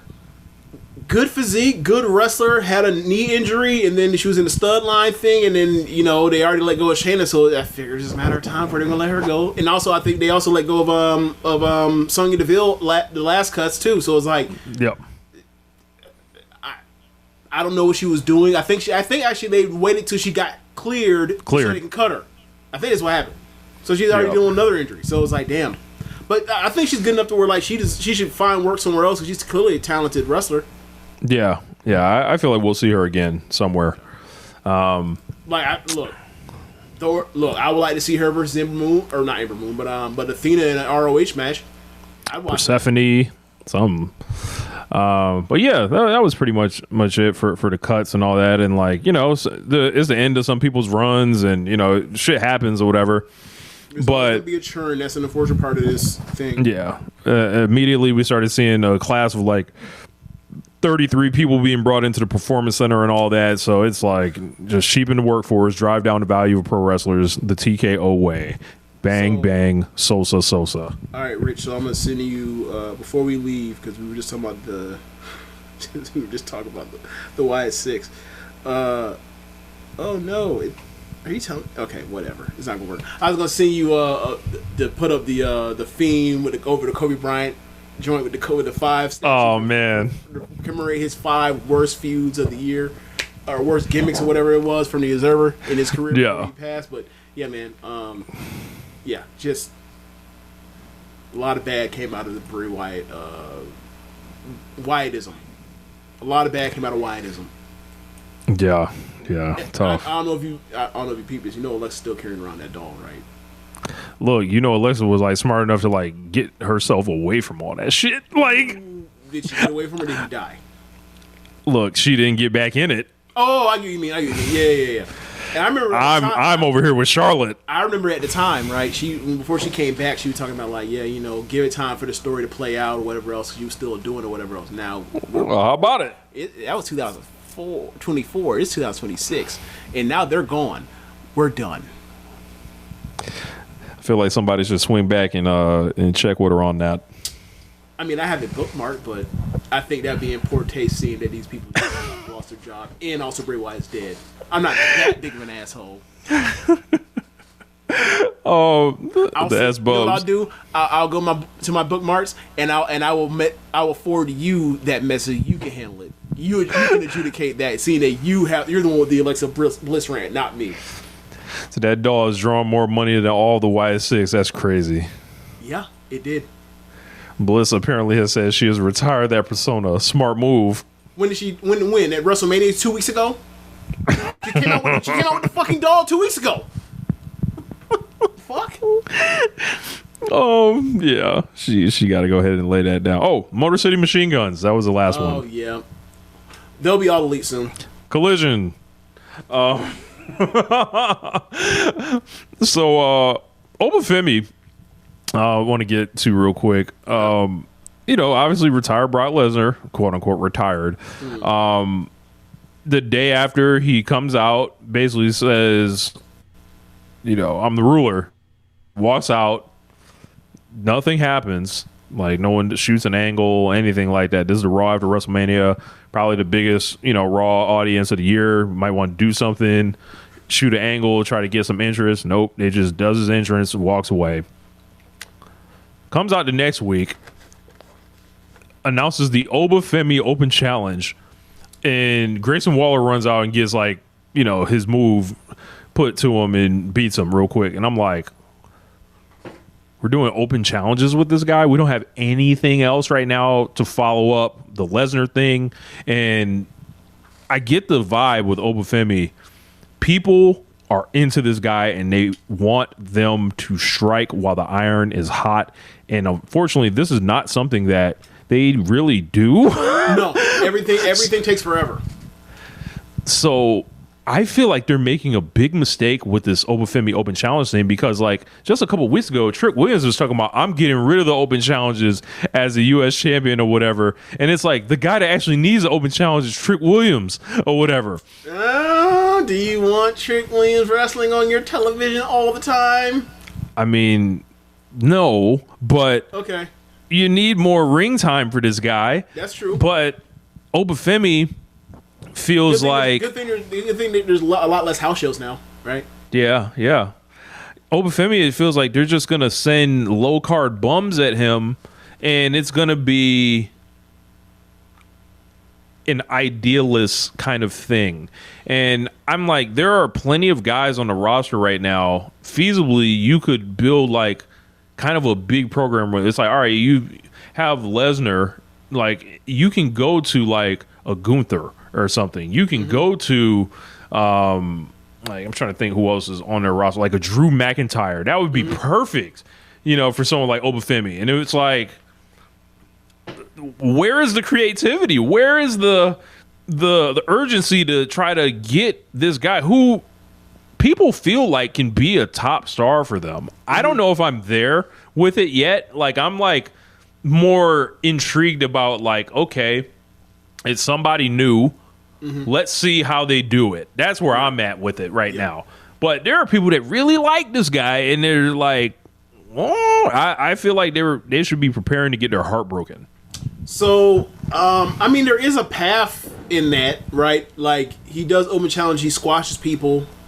They kind of, I don't know when's the last time they done. Last one I could think of really is Braun Strowman in 2017-ish. Is they're setting this guy up to just kill people, and he'll find his path as far as catchphrase or whatever else to catch on what he's killing people, and then eventually because he's been killing people and he already beat guys the quote unquote he already has the Brock Lesnar beating in the bag. You could say, all right, well he beat Brock Lesnar at WrestleMania. He's been killing people. You can just inject him on a random into a pay-per-view title match or whatever else. So you can put him there and see how he handles it or whatever else.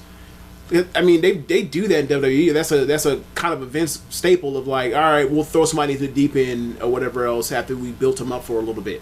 So I could see that happening. But as we mentioned, Triple H does everything or TKO post Vince, everything moves so slow that all right, when's that gonna happen? Is that gonna be in December? Is that gonna be at a Royal Rumble or some shit?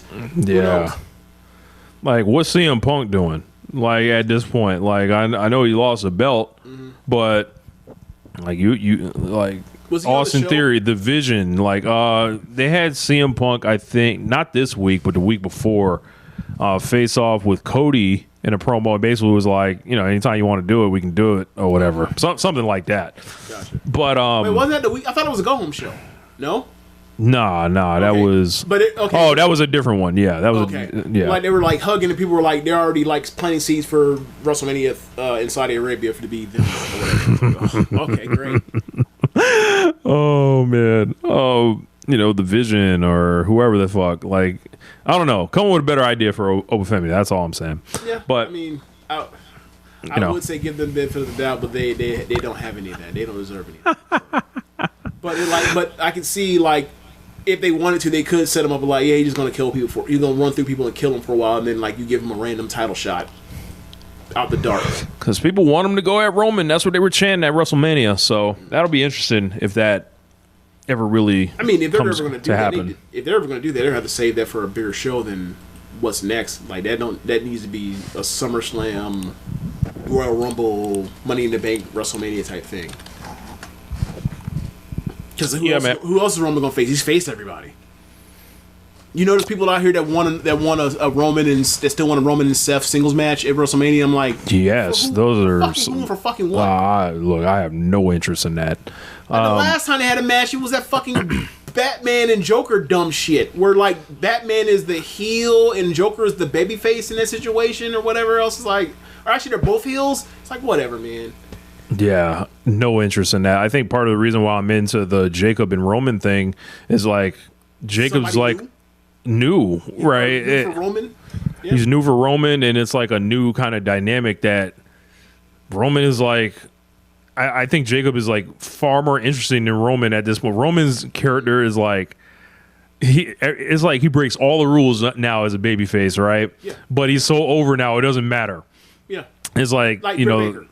Yes, super arrogant, like full of himself, all this other stuff, and it's just like I don't even go that far, but like the basics is like this person got over as a babyface of being a heel, so you don't change him to a flat out babyface. You're afraid that like they might think he's corny. You keep the edges rough. Yeah. So when was kind of like that too. When Jacob Fatu is put across from him, I feel like it works better for Roman because he can absorb it better than Cody could. As far as like. You put Jacob Fatu across from Cody right now, and Cody's just gonna look like he's gonna get booed.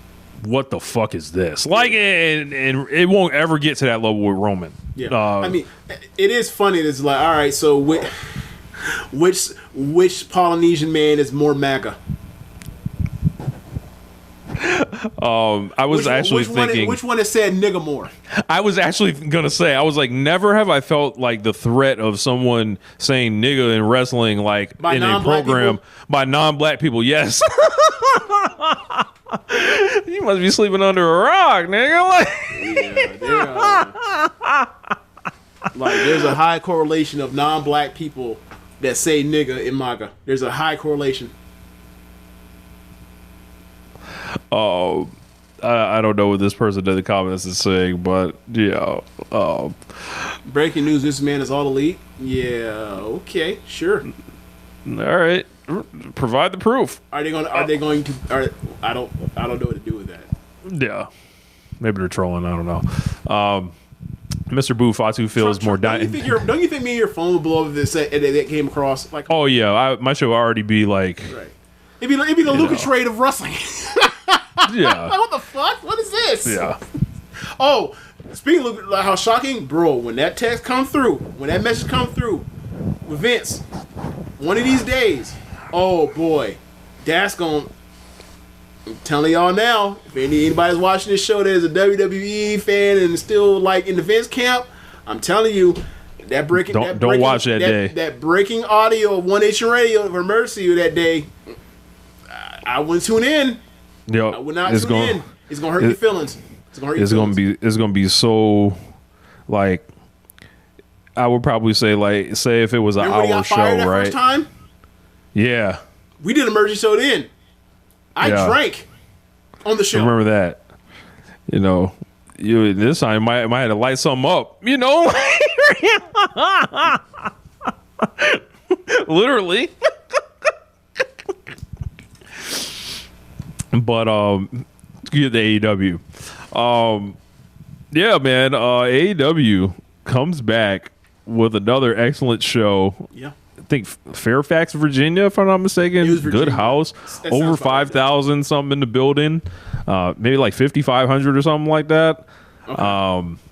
And we got like a lot of interesting things. Like we got Divine Dominion once again setting the tone. I've got to talk about Divine Dominion. They're a really good tag team.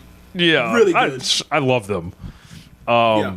Like, Rich, who does James want to see wrestle in a dream match? Want to see those two wrestle? Micah and Himeka? Absolutely. That would have been the most ruggedest, thuggest shit ever. They would have brought All Japan Women's back. That would have been fucking awesome. Oh man, they kick ass. What else did we have? We had AEW World Title match: Darby Allin versus Brody King. Let's just start there, man. This nigga, when Darby Allin is left to his own devices, when it's like, hey, get in the pro wrestling ring. Mm-hmm. The nigga is a phenomenal wrestler. This is not breaking news. This is how it has always been. Yep. They have essentially said, you know, your TNT title run that you did that was so epic, we're just going to do that again. Like, we're just going to put it in the world title, put it in the main event, let them do it every week. And what do you know, James? This guy's crowd reactions are coming back in a way that I feel like were not there before he won the title. Yeah. When he was doing all the stuntman stuff and all this outside the ring nonsense. When you get this guy in the ring and tell him to get over being a pro wrestler, it is working. Yeah, it's working, and it's a thing where it's like, I think he got a little bit too lost in like trying to, I guess, with the lack of star power to get him to that point, he was trying to do this other stuff with the stunts to make up for that. But now that we're past that with that weird casket match, we are to where he's good at, which is he's a wrestler that does stunts as opposed to he's a stunt guy that has a match for stunts, right? And he's excellent. And he's one of the best non-heavyweight wrestlers in the history of pro wrestling. Like, yeah. I'm not. Look, I didn't see Danny Hodge. I saw Rey Mysterio. I saw Liger. All of them, right? Hiromu, all of them. I already say Ray. Like Eddie, all of them, right? Given his age, he's gonna be one of the best juniors ever. And I've been saying like guys that weigh less than 220 pounds, 25 pounds, whatever the old weight limit was for that, or whatever else, under 100 kilos. For his age, he's on track to be one of the best juniors ever. And I think we already knew that, but we don't say it enough. And now that he's doing this, is like, all right, man, we're at the point now where it's time to cut the shit. And like, he belongs in being talked in those kind of talks. I'm not saying he's gonna be bigger than fucking Liger. Relax, but I'm saying like this is one of the best dudes of his generation, and for a junior. He's gonna be one of the best ever by the time it's all said and done if he doesn't fucking break his neck. He's so good that he makes all the comparisons to him like almost sound dumb. Jeff Hardy, he smoked Jeff Hardy years ago. Yeah, like he has more great matches than Sting already. And I love Sting. Sting's my third favorite wrestler of all time. King of the North said, where does Darby Allin rank in terms of television wrestlers of all time? I mean, up there, super high. Him and Orange Cassidy way up there. Yeah, Osprey it's way like, up there. Yeah, it's just like he can do anything. Like pretty much, like I love him being a classic because he's a classic wrestler hidden inside of a stunt man. He's a state champion. What was it? Idaho? Yeah, somewhere out there. I don't know. He's a state champion, like amateur wrestler. Like Cody has the similar pedigree for state of Georgia, but it's like these ain't.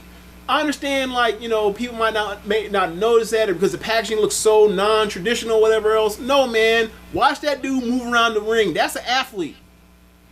You see the way the man makes physical contact? Like, there's a thing that Floyd from All Things Leagues always say about him compared to Jungle Boy.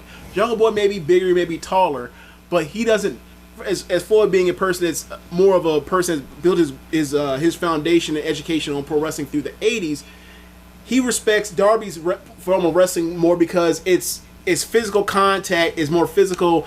The way he tells the story of using his body as a projectile to inflict pain upon bigger wrestlers in the crash and burn style, it's easier for him to buy into than watching Jungle Boy, slow run between dives, whatever else. And I think they're both great, but I think there is something to be said about that. Like, there is oomph on Darby's matches in a way that, like, no knock against Jungle Boy. He's a great wrestler too, but it just stands out more from the rest. I think it definitely means something where he's that size. He has to do that. And putting him and Brody King together, like, this is a classic pairing. And the first time we ever seen it is like a babyface thing, and it was like, I wonder how that's gonna work out. Just fine. Oh, they beat the hell out of each other. This nigga Brody King did that front flip through the fucking gate. I was like, yo, like, were you afraid that the WWE main event match was going to run an overdrive at that point? Because that's a WWE spot, bro. I thought that gate was gonna hit somebody. Oh, they cleared that shit out. Yeah, they're not gonna risk no more lawsuits. Yeah. But I love the main event. I thought it was great. Probably get like 4.5. Yeah, like they set up Kevin Knight, who I guess we'll get to Kevin Knight. Kevin Knight is going to be wrestling Darby Allin next week for the championship. Mm-hmm. Current TNT champion. He fought MJF in the opener of this show, and that was another. I don't think this was as good as their first match that they had together. Probably not. But I'll probably get this 4 though. Yeah, still really good. I thought they did a great job. I thought this nigga Kevin Knight was athletic as fuck. Yes. I thought it was hilarious. The part where it's like, all right, I'm getting dove on. Oh, I'm in trouble. Let me roll out. Get dove on again. Oh, it's time to get for the moment. I'm gonna roll out again. Like 4 times. I was like, okay, Orange Cassidy. But yeah, Rich. All right, let's continue with the match, and we'll get to it. Yeah, so like I was wondering how they were going to do this match, because I was like, TNT Championship, what the fuck's going on here? Like, did anybody have MJF try to win this shit and then be like, you know what? I actually have an idea of what I think they might do. Be like, yeah, I would put the TNT belt on the line up against that, but since Kevin Knight was able to escape with the belt, we'll get to the other part in a second. But basically, the match culminates with MJF trying to cheat, turning his head, referee turned their head. Then Kevin Knight actually reverses on him, and the man with the world's low blow in the inside cradle. Yeah, world's weakest balls. Gets rolled up on essentially with Kevin Knight. No sold the nut shot. All right, we get into it now. No sold the nut shot in the corner. Immediately got up after getting pinned, laid out Kevin Knight, and then proceeded to throw a tantrum and then move on. And I was like, okay, great. And then later in the night, he's like, never mind that fucking match. I don't care. I still want my title shot with Darby. He's like, oh, fake job. Another one. Sorry, fake job. Fake job. Low blow, rolled up, no sold, stomp the winner's ass out after win. Moves on immediately to the main event. It never happened. It never fucking happened. Fun match. Yeah. It never happened. It has no fun match. The result has no what do you call it? Bearing on no anything. Bearing, no standing. No, it doesn't matter. He's still back in the title picture. Yeah. I think they're gonna have to find a way to basically be like, MJF is coming into this match with nothing, so he has to risk everything. He's gonna try to do the fucking step. And when he does a step, you know what that means? He's winning. He's going to win. Exactly. Yes. And you know what happens for good old Kevin Knight after that? That means he lost. That means he lost to Darby, got bladed out by MJF, and he ain't getting shit. Or if he does get shit, it'll be another title match where he loses to MJF. After. Fake job. Yeah. Fake job. Yeah. It's tough. I appreciate them actually giving us the standard length match. But yes, that was better. This was better. He's improving step by step. However, I need you to lay your fucking your back on your shoulders on the fucking canvas for 3 and lay down. Don't get up. Don't move. Don't do a spin-a-rooney. Stay your ass there and let the fucking hero claim the glory. That's what it really is, like, when it comes down to it. And MJF's always had a problem with doing these kinds of jobs. Nobody ever really wins an MJF match. This is not a real. It's funny. We have people in the comments. They were like, "With a real job, ethical job." No. They said that earlier. They knew. I guess they probably saw me like. Oh, okay. I was about to explode. They knew I was about to like point out that like this was a fake job. I think they were waiting for this. Yeah. Gotcha. Yeah. But yeah. So I think he's gonna have to go into the match with, and he's gonna try to do the stip, and whether. There's also a path for this to be a multi-man with Kevin Knight there, and then Kevin Knight has the match with Darby next week. Who knows how that's going to end? If MJF is like, you know what, fuck this, and he fucks it up, something like that. I don't know. But look, neither here nor there. Great match, greater match in the main event. Next week, Kevin Knight, Darby, also a play off of the Continental Classic where Darby got upset and knocked out of the C2. They got a lot to play with. They're going to tease that spot or do the spot. So, yeah, I expect another great match out of those two. And Darby reigns on and going to continue kicking ass in these defenses. Okay, how you know? Bro, I messaged you the second you started doing it. I was like, bro, there's Andrade's at that 2016 Steph Curry moment where like anything you throwing up, it's going in. He just on a heater. It don't matter what he do, everything works right now. Everything works. He throw up a shot, like the rim, instead of being, 2 feet wide, it is like the size of, he's throwing a basketball into the ocean. Everything works. Everything works. There's nothing, he has done nothing wrong. He's done everything right. Everything has worked ever since he came back. Everything. Yeah, him and MJF had a conversation, and he how you know that man, and so MJF was furious. It was great. We got the reemergence of Swerve Strickland in AEW. Which couldn't have come at a better time. I was getting kind of, it was, I was counting the weeks and the days, and I was like, hey, man, what the fuck's going on here? So I thought we were good once he came out when he did the draft thing. So he did the draft thing for the Jaguars, whatever else, and then they promoted it on the show, and I was like, okay, all right. And then, later on in the show, they showed the vignette of him coming to the town that Bandito frequents, is a hero of, and he just lays waste to the town. I was like, oh, this is great. And, yeah. Mr. Boo, Roddy Piper strapped the belt around Bret Hart's waist also, that match. He put the guy over the real way. Yeah. So yeah. Swerve Bandito, sign me the fuck up. Yeah, I've always wanted to see this match. Apparently, it's been a couple years since these guys have got to do it. They shot like the cinematic vignette where Swerve's in that old West town and just starts throwing niggas out the bar. Essentially, just we see niggas flying across the screen. He went into a old Western town. And with no gun, it started busting white people's head. He probably had Hangman on a page, PSP or flashbacks. Is like, look, all of y'all are Hangman. I'm just gonna kill all of y'all. Whatever. It was fun. And then the way he burned the poster, so it was classic. Like, this is straight out of a Western. Like, you see the ransom or the bounty note or whatever else, and you always see like people burn them, and then he did it himself. Like, perfect. So.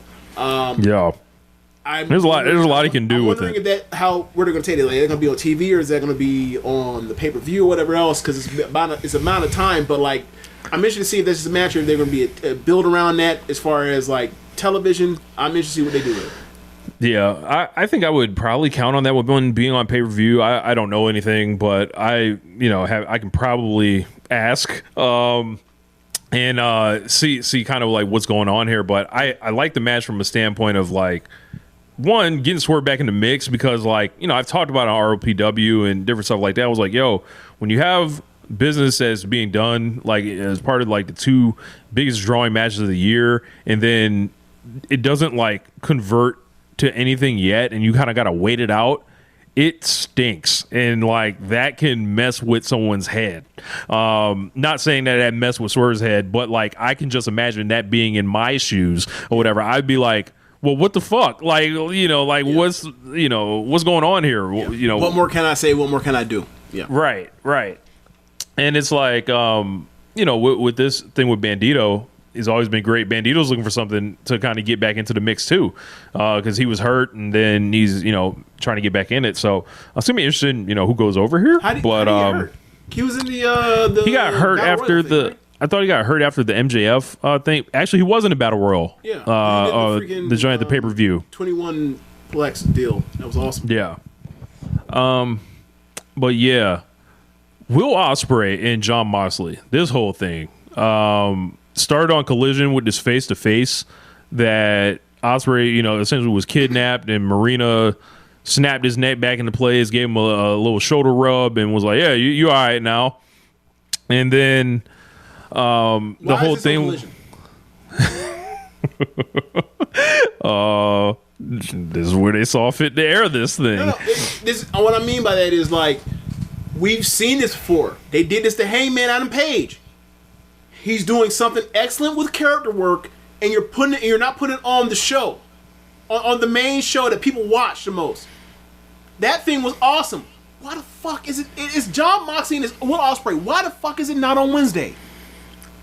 And then and then you do another one, and that's good too, but it's not as good as the first one. What are they doing? What are they doing? They didn't even really make allusions or like even show footage of the first one. They just made allusions to like, yeah, this is the second episode of this. So we're now treating the backstage. We're now treating like the back part of it like it's Stu Hart's dungeon and shit, and we're gonna roll on the floor here. And I'm just like, all right, man, whatever. Like it's good. I gotta say, you gotta. It's two of your biggest stars. Why are you not putting this on the A show? I don't get it. Yeah, I think I'm going to push back a little bit. I did not really enjoy this whole thing, and I think I just... Well, you're not enjoying anything Jon Moxley's doing, so that's really the real thing about it. And it's like, it's not even necessarily about him. It's about Ospreay, right? And how weak I kind of feel he's being portrayed in this. Like, they had Jon Moxley talking to this guy like he was some fucking young boy, essentially. Like, he hasn't been the best pro wrestler in the world for the last 5 years. Like, it's like... 7 years. And it's like... Well, damn near 8. Anyway, go ahead. So, like, it's like, why do I want to see this guy wrestle like a worse wrestler? Like, I don't... All right. Like all of a sudden, all right, yeah, man, we're going to have you take some notes from Danny Garcia and Wheeler Yuta. Get in there with them and all that. And then the whole thing with Moxley, I'm like, Moxley's not better than Will fucking Ospreay. Like get the fuck out of here, Kayfabe, man. Kayfabe. So one the main thing is like you don't want him to change his style or whatever else, and fine. I will say this: his matches with Sabre are some of his best matches. Like he had 5-star matches with Sabre, so like he can technically wrestle in that way. Now you're not necessarily. I know you're not saying like you that you don't think that would sound like he don't need Jon Moxley for that, then, right? Different promotion. Sabre's only been.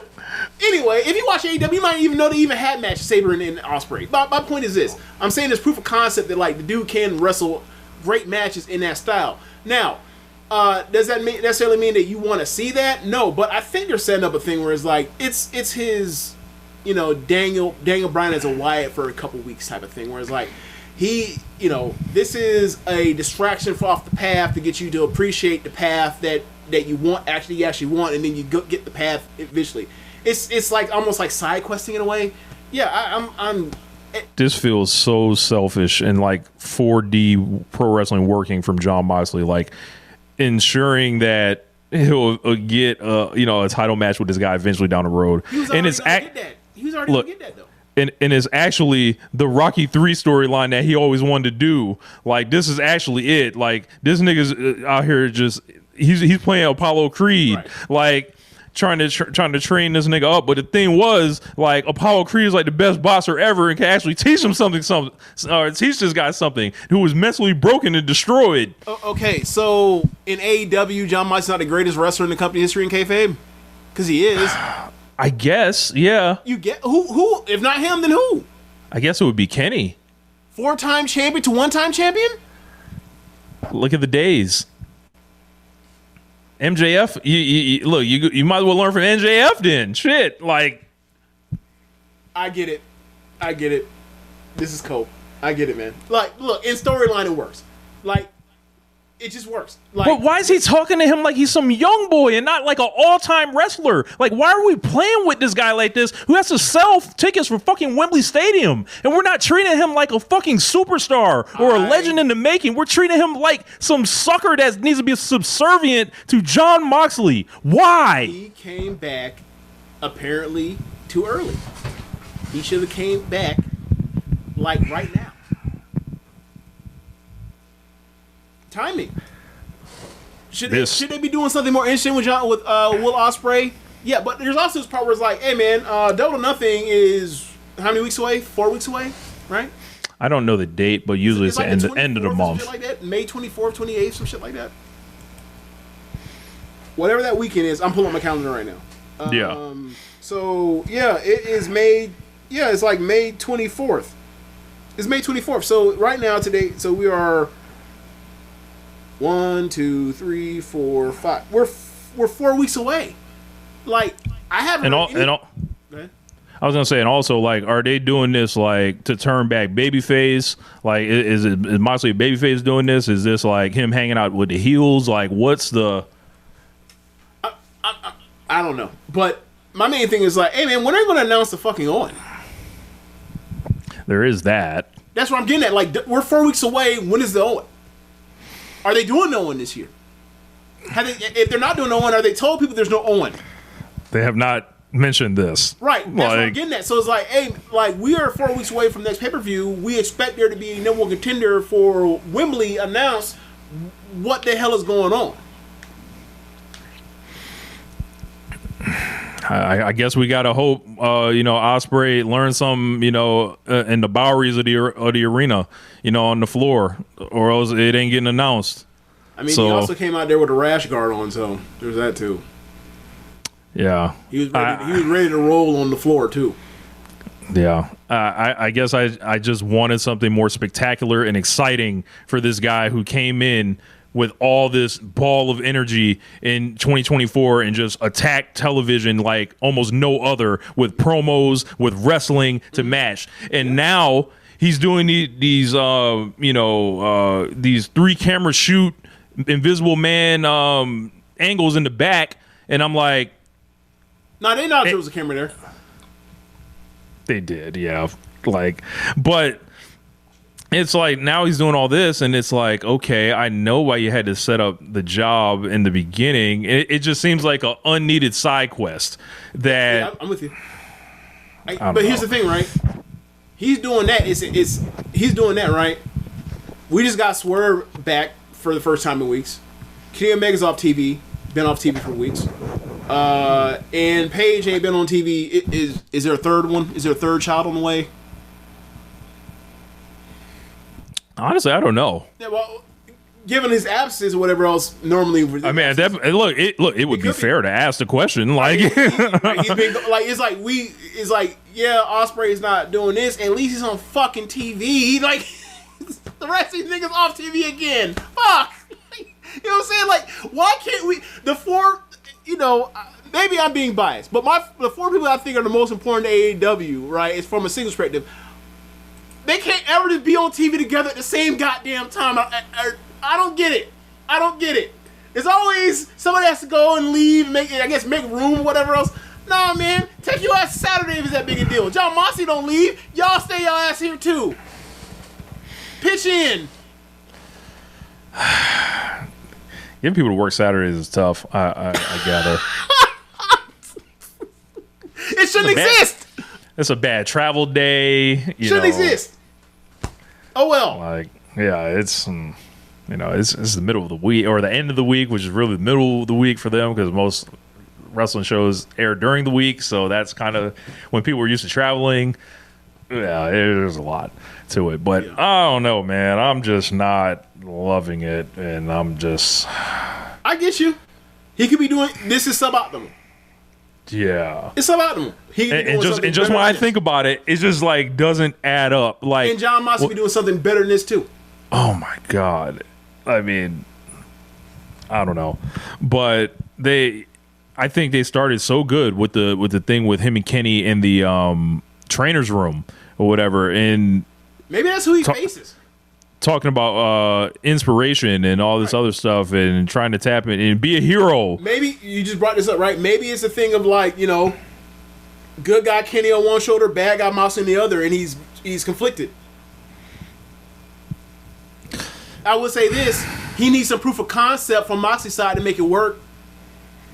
Yeah, but I don't know. I just don't feel like he just beat him because he has a bad neck. He returned me for injury because like he should be smart to be like, oh, I came back too early. Yeah, and like he had beat Pac already. He had beat Blake Christian. It was like, so like, what do you think? Are you that like shattered to where you feel like your entire style don't work no more, or like what's the? I don't know. I mean, he's cracked his head on the ceiling with all these defenses he's lost already. So there is doubt there that you can build onto as far as his character. It's like, hey man, I've tried it this way. Let me see if I can try it in one other way. I think that's the part of that's the part of the story I like is this thread of, hey man, I've tried it this way, maybe not. And then he talked about, hey, I'm going to Japan to work with Cal Newman and them or whatever else. And Moxley said, hey man, got to cut the baggage. Like you got all the stuff, but your baggage is holding you back or whatever else. You gotta streamline this to get to where you want to get, and because Ospreay has cracked his head on the cylinder so many times, he's actually considering this. And I think it's gonna take Kenny Omega or somebody to say, "Hey man, what the fuck?" And then that's gonna lead to more of this. We'll see. There's a lot of interest as a pool, just like a lot of these John Moxley things have been interesting, whatever else. It is at this point now. Instead of it used to be always with hit, now it's hit miss, hit miss, hit miss. We don't know what we're finna get here. It's volatile now. And important, it's always be automatic. So we might, be thinking we going one way and then it's just the other way. Like, could be that too. How you guys talk about this angle without mentioning what Mox did to Pac? Yeah, he was like poking him in the stomach and being a jovial individual. I guess when Mox is amongst a group, he has no reason to uphold the tough veneer. Mox is the levity amongst all of them, right? Because like Marina is stoic. Pac has always been stoic, and Claudio's always stoic. So angry at the world. Yeah, like the personality stuff always comes from Mox. Like even back with the Statlander stuff, he's always been the jovial or a comedy release or the levity. Always been. He's been the safety valve for the tension. Yeah. We'll see how it goes. Maybe it'll grow on me, but like you got to remember, John Moxley fashioned himself as Bruce Willis's character on Die Hard. So there is like action star person, like there's tension there, and he says a catchphrase or says something that relieves the tension, makes you chuckle, and then you get back to the seriousness. Yeah. I don't know. The young boy Will Ospreay. Who knew? What else? Do we have anything notable? Okada and Ace Austin had a match. It was just all right. I was kind of disappointed. I thought Ace Austin might try to step up a little more because I know the Moxley match with him didn't go well, but I feel like there's a styles clash there. I thought Okada, being this mirror, he might have had, tap into something. It was just all right. So, Cope and Cage offer a "We will never team, I quit" street fight. Doesn't it imply if an I quit match is already a street fight? Like, they're like double, triple stepping this shit up. It's all the same shit, whatever. Yeah. So they're, as you mentioned, it overlaps. Like once you throw in one rule, that means all those are enforced anyway. Yeah, who cares? Yeah. But yeah, the rest of this stuff, it's all right. And then they're doing the whole thing of like, I'll never say I gave up, and it's like, and then Cope's like, well, I made you give up when I was threatening to bash your head in with the spike weapon, and he was like, since then, never mind that. It's like, all right, man, all right. At least they're poking fun. They're poking fun at their own plot holes. Yeah. Anthony Bowens has joined the Ops. Yeah. What's the term? Dressing in trad. Yeah, He brought up the trad wardrobe. I saw that. He never really, yeah. Yeah, but it's like, oh, okay. They got him dressing I like. kept knowing that they zoomed out there if he was wearing Timbs. Thug Bowens. Yeah. So I don't know. We'll see how I feel about it soon. But now my question is, right? Given that it's Joe,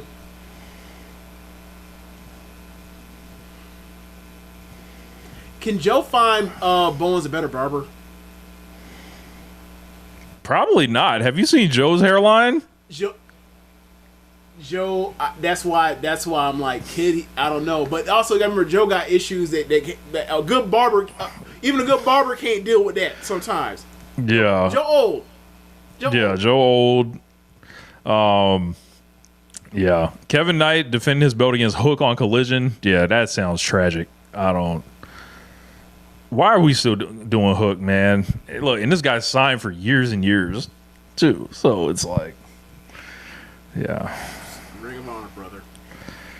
That's who we need to put on the floor with Moxley. Put Hook on, in there. Jesus. Look, so what was I going to say to you? Yeah, so Sammy Guevara, Ring of Honor. Why the fuck ain't Hook on Ring of Honor? Yeah. You know how much better Sammy Guevara is than Hook? Light years. It's Joe's hair, LeBron's hair, damn. Yeah, but here's the thing though. I can tell that LeBron's barber is nice. I can't tell necessarily if Joe's barber is nice. I have no idea. Look, he may be good, for all we know, may be awful. I don't know. I know LeBron's barber's nice. Joe's barber may be his wife, for all we know. You get Tim Duncan haircuts? Yes, just. Oh man. They gonna shave it look like you got lice. Yep. you got infestation. Let that shit go. Oh man.